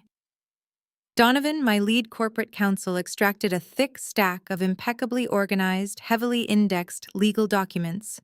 He stepped forward, his polished shoes loud against the marble floor, and positioned himself slightly to my right. He did not hand the documents to Derek. He held them up, ensuring the bright overhead lights illuminated the official federal seals stamped across the front pages. The absolute mind-bending reality of the situation was completely paralyzing the 4 people standing before me.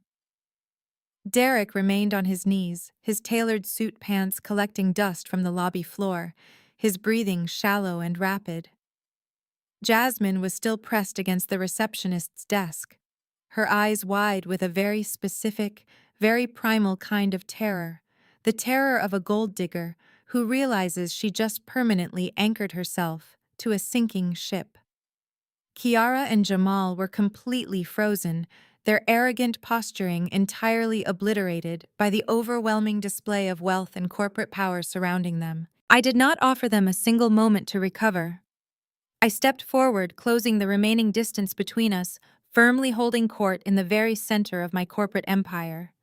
I looked down at the pathetic, trembling group of individuals who had spent years trying to convince me I was nothing. It was time to meticulously, brutally dismantle every single lie they had ever told. I turned my gaze away from Derek and locked eyes directly with Jamal. The real estate broker swallowed hard, his Adam's apple bobbing nervously. He instinctively took a half-step backward, trying to hide behind his wife. "You thought you were a brilliant, untouchable real estate mogul, didn't you, Jamal?" I asked, my voice echoing with cold, calculated precision across the quiet lobby. "You genuinely believed that flashing Derek's artificially inflated credit score was enough to make you a heavy hitter in the Atlanta commercial property market. You stood in my decoy apartment yesterday and violently demanded that I sign a liability transfer to cover your catastrophic financial mistakes." Jamal's mouth opened, but no sound came out. His hands were shaking so violently he had to stuff them into the pockets of his wrinkled slacks. "You used Derek as a primary guarantor to secure those multi-million-dollar commercial properties." I continued, methodically laying out the exact mechanism of his destruction. "But that wasn't your fatal mistake. Your fatal mistake was falsifying the tenant occupancy records on your official loan applications. You intentionally inflated the projected rental income of those buildings to secure a massive immediate cash payout from the lenders. And then you pocketed the excess loan money, shuffling it through a series of incredibly sloppy, easily traceable shell companies to avoid paying capital gains taxes." Kiara gasped loudly, turning to look at her husband with an expression of pure, unadulterated horror. "Jamal," she whispered, her voice trembling, "what is she talking about? What shell companies?" I didn't let him answer. I kept my eyes locked onto his sweating, panicked face. I forwarded the entire meticulously documented paper trail to the Internal Revenue Service's Criminal Investigation Division at exactly 8 a.m.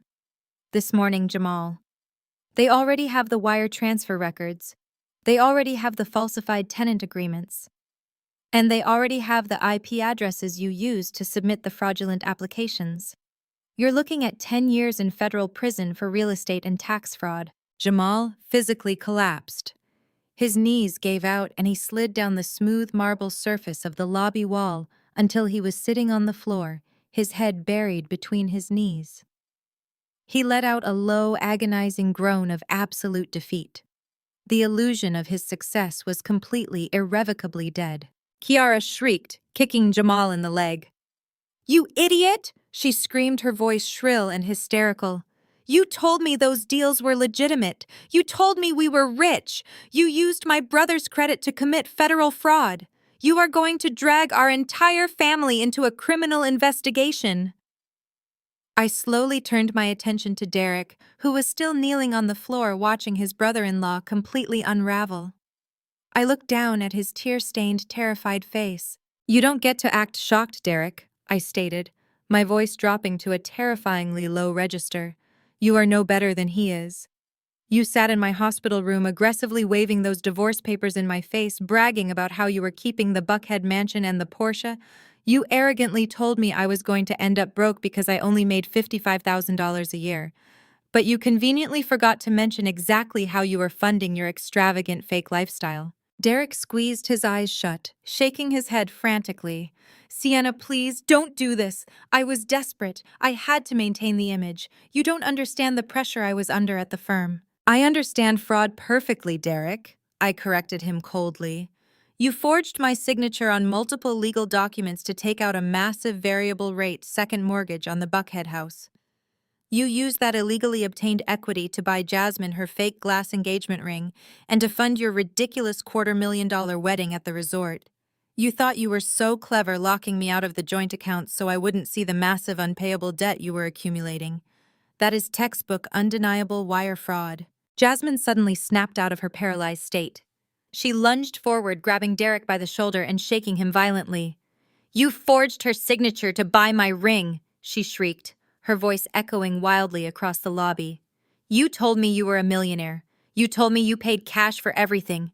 I quit my job for you. I ruined my professional reputation for you.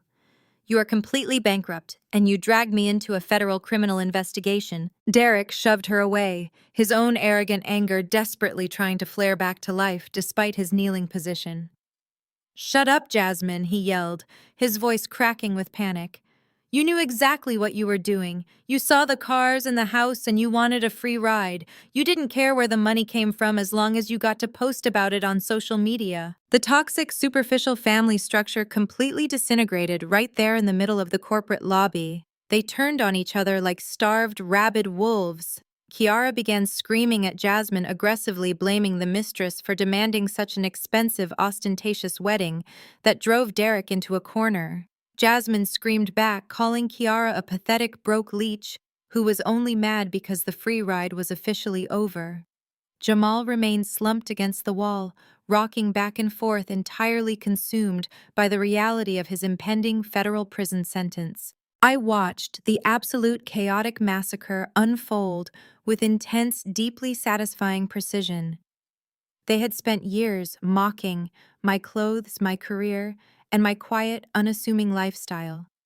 They had treated my hard work as a joke while violently scrambling to maintain an illusion of wealth built entirely on debt and lies. And now, the sheer force of the truth was tearing them to pieces. Derek frantically crawled forward, grabbing the hem of my tailored suit pants. His hands were shaking so violently he could barely maintain his grip. He looked up at me, his eyes wide with a desperate primal pleading. "Please, Nia." Derek begged, his voice breaking into a loud, pathetic sob. "Please, you have to stop this. You have the money. You are the CEO of this entire firm. You can pay off the loans. You can make the IRS investigation disappear. We were married. We shared a life together. We are family. You cannot just stand there and let us go to prison." I looked down at his desperate, tear-stained face. I thought about the days I had worked myself to the point of physical collapse to build my empire. I thought about the moment I woke up in the hospital, vulnerable and exhausted, only to find him standing over me with divorce papers and a smirk. He had shown me absolutely zero mercy when he thought he held all the power. "We stopped being family the moment you walked into my hospital room with your mistress and tried to leave me with nothing." "Derek," I said softly, gently prying his fingers off my suit.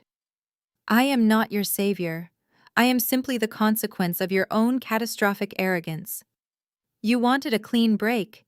You wanted to protect your assets. Well, congratulations, you are entirely on your own." Early on. Suddenly, the sharp, piercing wail of police sirens echoed loudly from the street outside.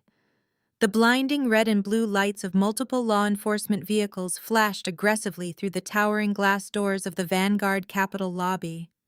The screech of tires pulling up to the main entrance cut through the chaotic screaming of the in-laws. Derek's head snapped toward the glass doors, his eyes widening in absolute, inescapable terror.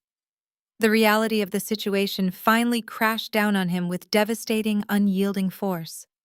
He wasn't just losing his house and his cars. He was losing his freedom.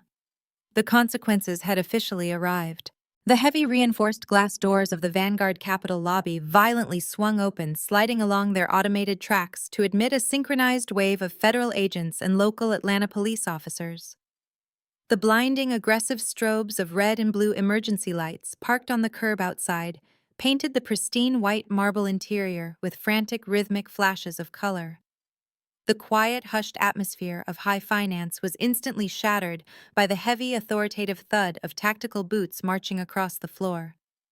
Employees and visiting executives halted their conversations, stepping back to clear a wide, unobstructed path for the incoming law enforcement personnel. The sheer, overwhelming reality of the impending arrests descended upon the room with suffocating weight. Jamal remained frozen against the wall, his eyes tracking the lead FBI agents as they bypassed the main reception desk and headed directly toward our group. The blood had completely drained from his face, leaving him looking hollow and deeply sick. He did not attempt to run. He did not attempt to argue. The absolute certainty of the digital paper trail I had forwarded to the Internal Revenue Service earlier that morning had entirely crushed his spirit. Two agents in dark windbreakers stepped up to him, swiftly pulling his arms behind his back.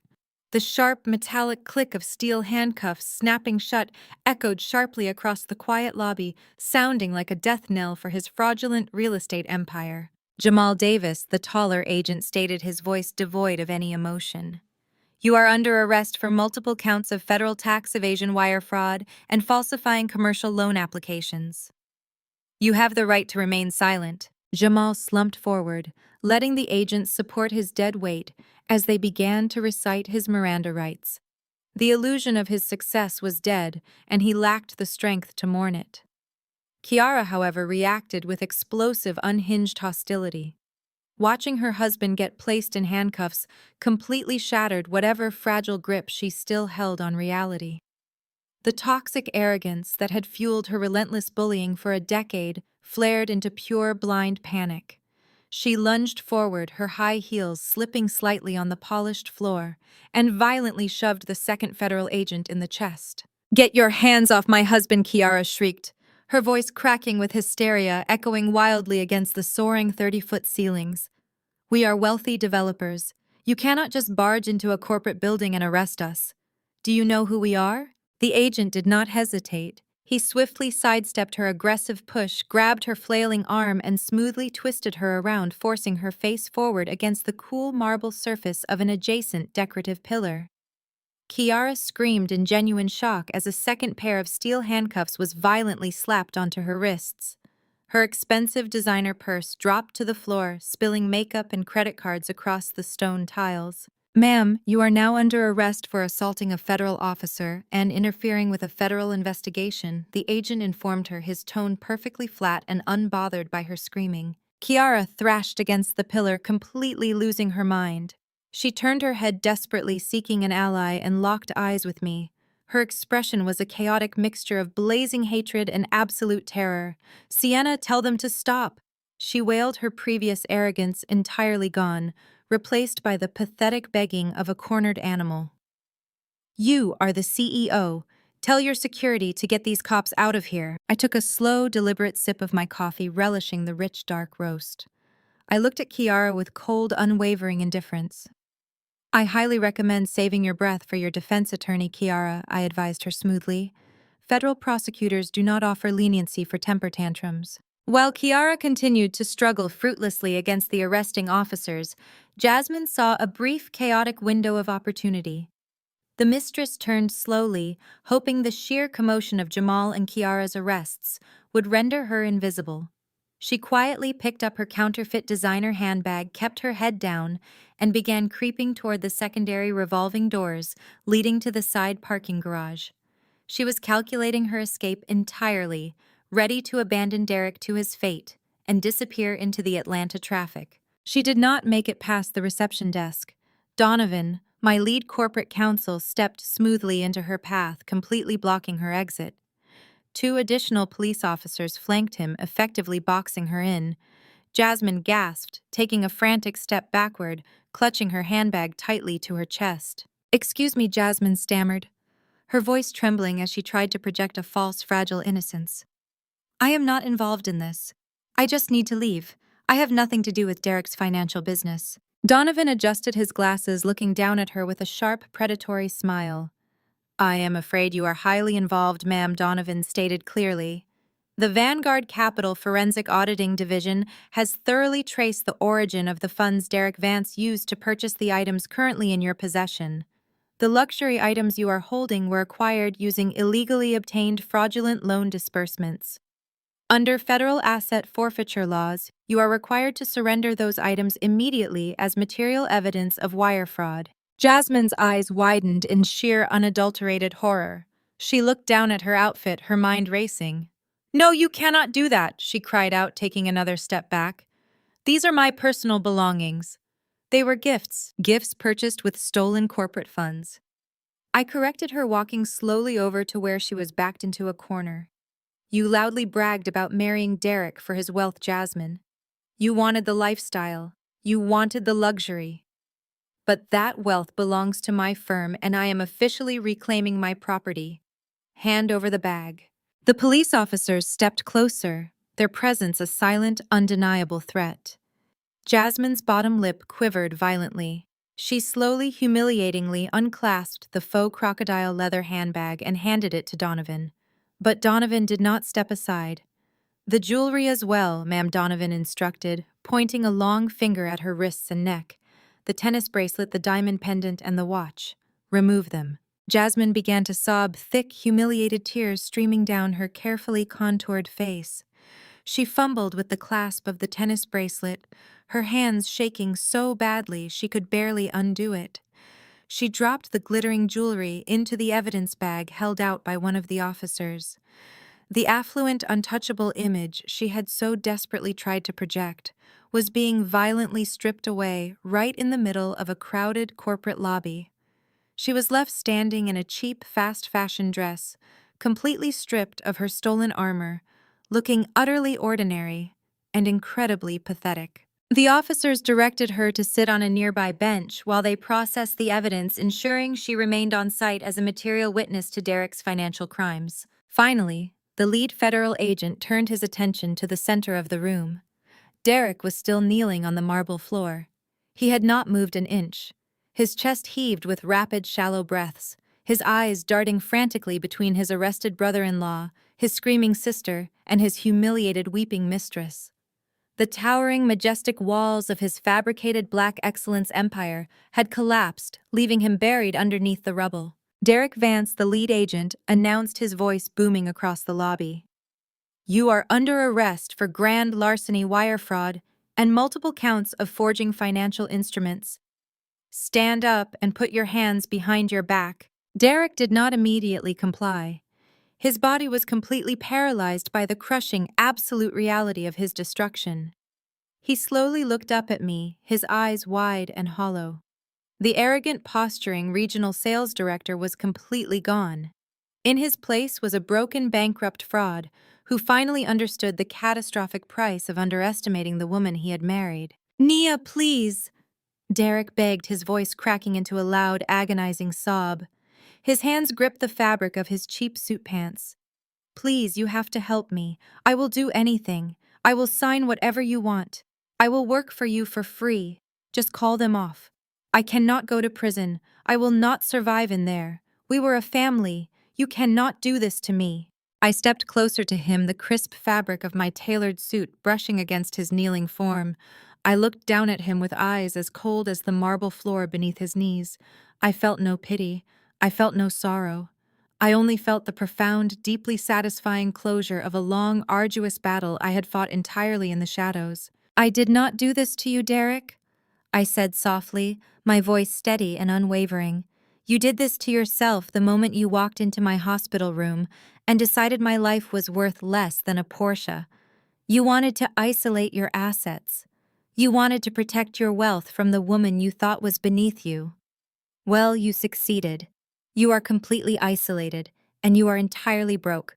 The federal agents did not wait any longer. They stepped forward, gripping Derek by the upper arms and forcefully hauling him to his feet. They roughly spun him around, snapping the heavy steel handcuffs onto his wrists. Derek let out a loud, pathetic wail of despair as the cold metal locked into place. The agents began marching him toward the sliding glass doors, leading him toward the flashing red and blue lights of the waiting patrol cars. Jamal and Kiara were already being escorted out ahead of him, their heads bowed in profound disgrace. The entire lobby of Vanguard Capital watched in total silence as the toxic family was paraded out of the building in handcuffs. As they reached the exit, Derek desperately craned his neck, looking back over his shoulder one final time. His tear-stained, horrified eyes locked onto mine through the bustling crowd of security personnel and federal agents. He was searching for a single shred of mercy, a tiny glimmer of regret in my expression. He found absolutely nothing. I stood perfectly still in the center of my corporate empire. I raised my artisanal coffee cup to my lips, taking a slow, deliberate sip. I lowered the cup, gave him a small, polite wave, and offered him my final piece of advice. "Try not to end up broke, Derek." The heavy glass doors slid shut behind him, cutting off his sobs and sealing his fate forever. Fast forward 3 months. The sprawling, imposing facade of the Richard B. Russell Federal Building in downtown Atlanta stood in stark contrast to the humid, sweltering Georgia summer morning. The grand columned entrance was currently swarming with local and national press. News vans lined the perimeter, their satellite dishes extended, reporters aggressively jockeying for position.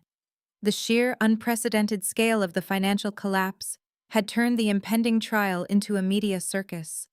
The dramatic, highly publicized fall of a regional sales director who had fraudulently funded a $250,000 wedding only to be spectacularly dismantled by his secretly multimillionaire wife was an absolute goldmine for the tabloids. It possessed every single element of a perfect, salacious scandal: betrayal, extreme wealth, crushing debt, and a highly satisfying publicly executed downfall. I bypassed the chaotic media frenzy entirely. I arrived in the underground secure parking garage in my blacked-out Maybach, flanked by Donovan and his elite team of corporate litigators. I wore a sharp, structured, pure white Tom Ford suit, projecting an aura of absolute unbothered control. I did not need to hide. I had nothing to defend. I was not the one on trial. The courtroom itself was a theater of sterile, intimidating mahogany and heavily air-conditioned silence. The gallery was packed to absolute capacity. I took my seat in the front row, positioning myself directly behind the prosecution's table. The heavy reinforced side door opened, and Derek was escorted into the room by two armed federal marshals. The collective intake of breath from the gallery was audible. The man who had walked into my hospital room radiating smug, untouchable arrogance, the man who had bragged about keeping the Buckhead mansion and the Porsche, was entirely gone. In his place stood a broken, visibly shaking shell of a human being. Derek was wearing a standard-issue bright orange, shapeless jumpsuit. The stark, unflattering color completely drained whatever remaining dignity he possessed. His hands and feet were shackled with heavy, clinking chains. His hair was unkempt, his posture completely slouched. The sheer, profound humiliation of being paraded in front of the press, his former colleagues, and the woman he had so foolishly underestimated had physically crushed him. He shuffled to the defense table, his eyes remaining glued to the polished wooden floor. He did not dare look in my direction. Jamal was seated next to him wearing an identical orange jumpsuit. He looked absolutely catatonic, staring blankly ahead as if his brain had simply refused to process the reality of his impending decade-long prison sentence. Kiara was seated in the gallery exactly 3 rows behind me. She was wearing a cheap, wrinkled blouse. Her former arrogant, status-obsessed demeanor had been completely obliterated. She looked exhausted, her face puffy and stained with tears. With Jamal's assets seized and her own minimal income entirely consumed by retaining a desperate, overpriced defense attorney, she was practically destitute. The luxury lifestyle she had so violently defended was nothing but a memory. The Honorable Judge Evelyn Carter, a stern, deeply formidable woman with a reputation for handing down maximum sentences in white-collar crime cases, took the bench. The sharp, decisive crack of her gavel signaled the beginning of the end. The trial proceeded with brutal, methodical efficiency. The prosecution's case was a masterclass in overwhelming, undeniable evidence. They presented the heavily forged loan applications Derek had submitted to Vanguard Capital. They displayed the falsified signatures on the second mortgage documents. They explicitly detailed the complex, incredibly sloppy network of shell companies Jamal had utilized to funnel the illegally obtained commercial real estate loans. The digital paper trail I had meticulously provided was absolutely ironclad. There were no loopholes. There was no room for interpretation. Derek's public defender, a severely overworked, visibly stressed man, attempted a desperate, fundamentally flawed defense strategy. He stood before the judge, nervously adjusting his collar. "Your Honor, the defense argues that my client was operating under immense, unsustainable financial duress," the public defender stammered. "Furthermore, we posit that his former wife, Ms. Sienna Vance, intentionally and maliciously concealed significant Marshall assets during their union. Had my client been aware of her true net worth, he would not have been forced to resort to such extreme, desperate measures to maintain their household. We argue that Ms. Vance shares a degree of culpability in this financial collapse." A quiet murmur rippled through the courtroom gallery. It was a pathetic, blatantly desperate attempt to shift the blame, playing on the idea of a deceitful spouse. Donovan did not even wait for the prosecution to object. He simply stood up from the gallery, smoothing his tie, and requested permission to approach the bench as an amicus curiae representing my corporate interests. Judge Carter, clearly unimpressed by the defense's argument, granted the request. Donovan handed a single-bound document to the judge. Your Honor, the defense's argument is not only factually incorrect, it is legally absurd. Donovan stated, his voice resonating with cold, undeniable authority. The assets in question are securely held within a blind trust established by Vanguard Holdings, an offshore limited liability company. This trust legally predates the marriage by 3 years. Furthermore, during the divorce proceedings which Mr. Vance initiated and aggressively expedited while my client was hospitalized, Mr. Vance explicitly legally signed away any and all rights to spousal support, asset discovery, or financial contestation in a legally binding waiver. He willingly isolated himself from her wealth to protect what he falsely believed were his own superior assets. Ms. Vance did not conceal anything. Mr. Vance simply refused to look. Judge Carter reviewed the document, her expression hardening. She looked down at Derek's public defender with absolute withering disdain. Counsel, this waiver is perfectly executed. Your client legally severed himself from Ms. Vance's assets of his own volition. To suggest she is culpable for his subsequent independent federal crimes is a ludicrous distortion of the law. The defense's argument regarding hidden assets is entirely dismissed. Derek squeezed his eyes shut, a single tear escaping and sliding down his cheek. The absolute brutal irony of the situation was inescapable. His greedy, arrogant rush to divorce me in the hospital, his desperate need to keep the mansion and the Porsche, was the exact legal mechanism that had permanently locked him out of my fortune. His own selfishness had perfectly orchestrated his ultimate downfall. But the final, most devastating blow of the trial did not come from the prosecution or my legal team. It came from the prosecution's star witness. The heavy wooden doors at the back of the courtroom opened, and Jasmine was escorted to the witness stand. She was not wearing designer clothes. She was not wearing her fake 4-carat moissanite ring. She was wearing a simple, inexpensive beige dress, her demeanor projecting the image of a fragile, manipulated victim. She had struck a highly favorable immunity deal with the federal prosecutors in exchange for her full, unmitigated testimony against Derek. As Jasmine took the oath, Derek finally looked up. He stared at the woman he had destroyed his life for, the woman he had confidently paraded around my hospital room.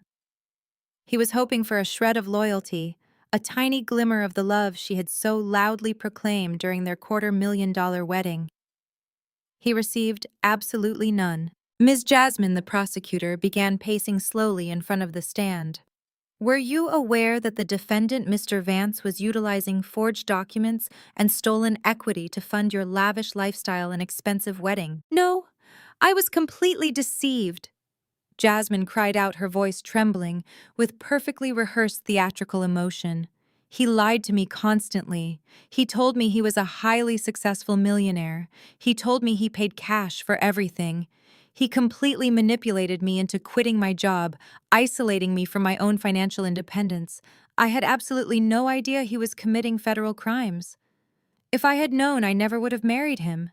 He used me as a prop to inflate his own pathetic ego. Derek physically recoiled, as if he had been struck in the face.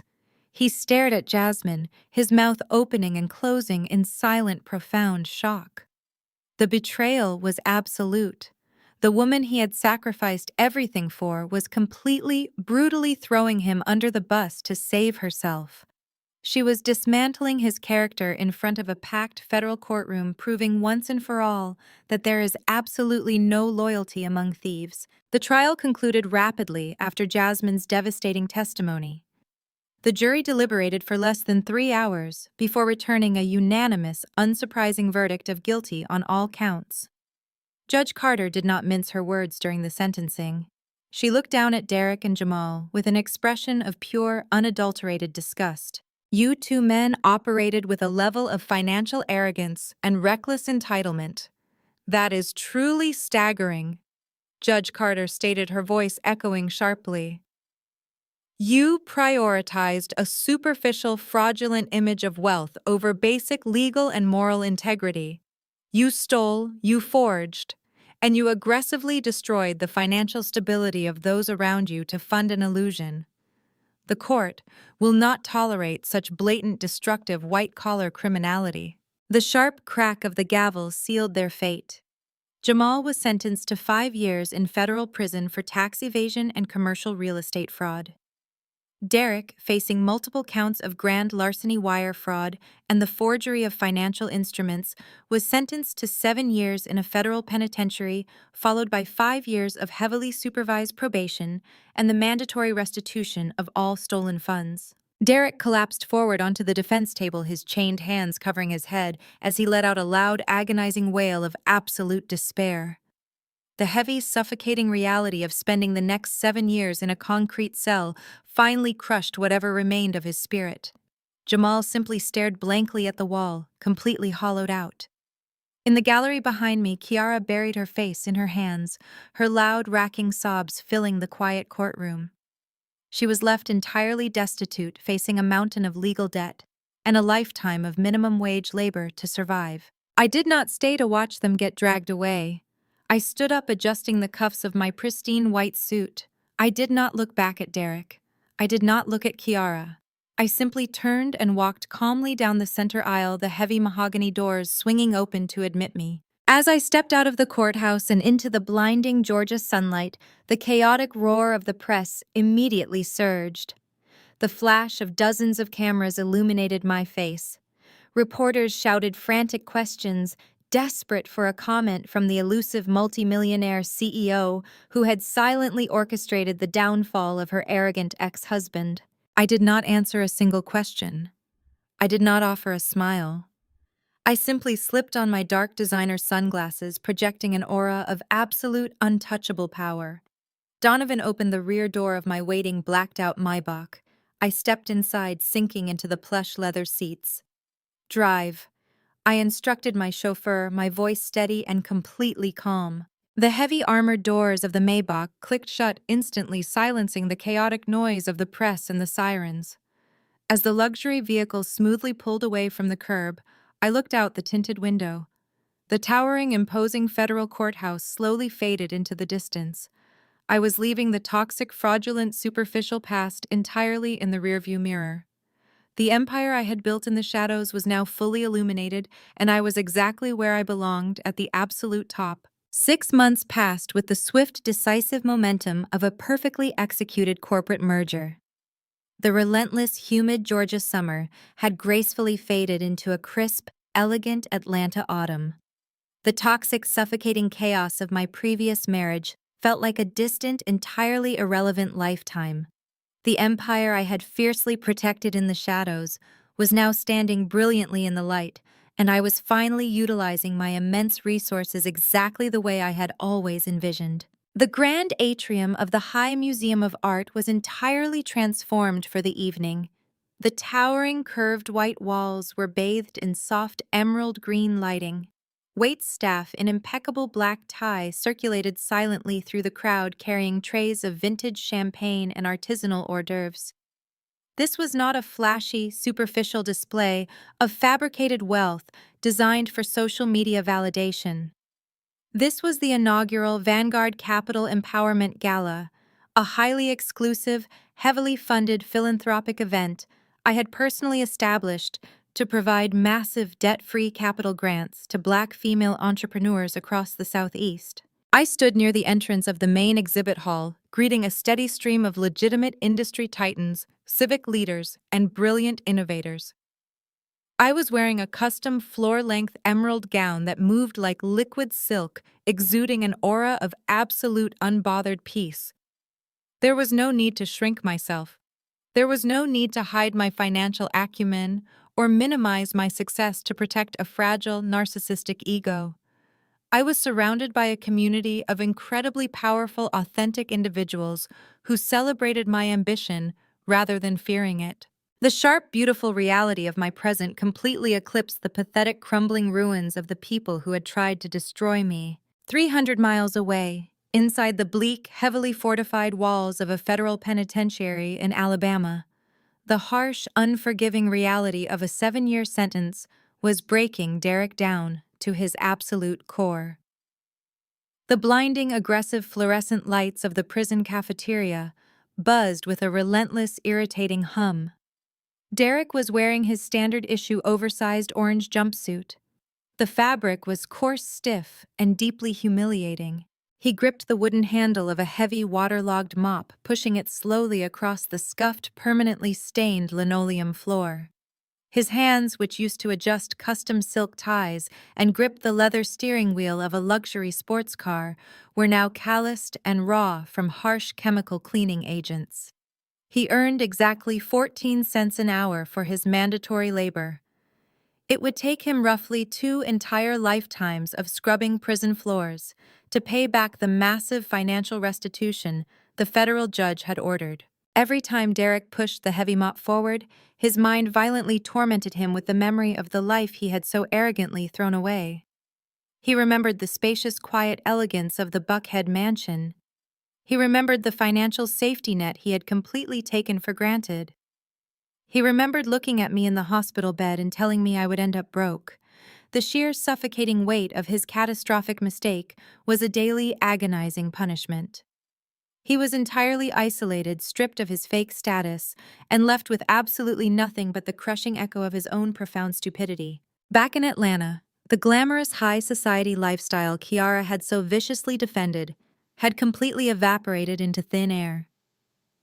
The rain poured heavily against the greasy, brightly lit drive-through window of a fast food restaurant on the deep outskirts of the city. Kiara stood behind the register wearing a stiff polyester uniform that permanently smelled of old frying oil and stale salt. Her hair was pulled back beneath a cheap plastic visor.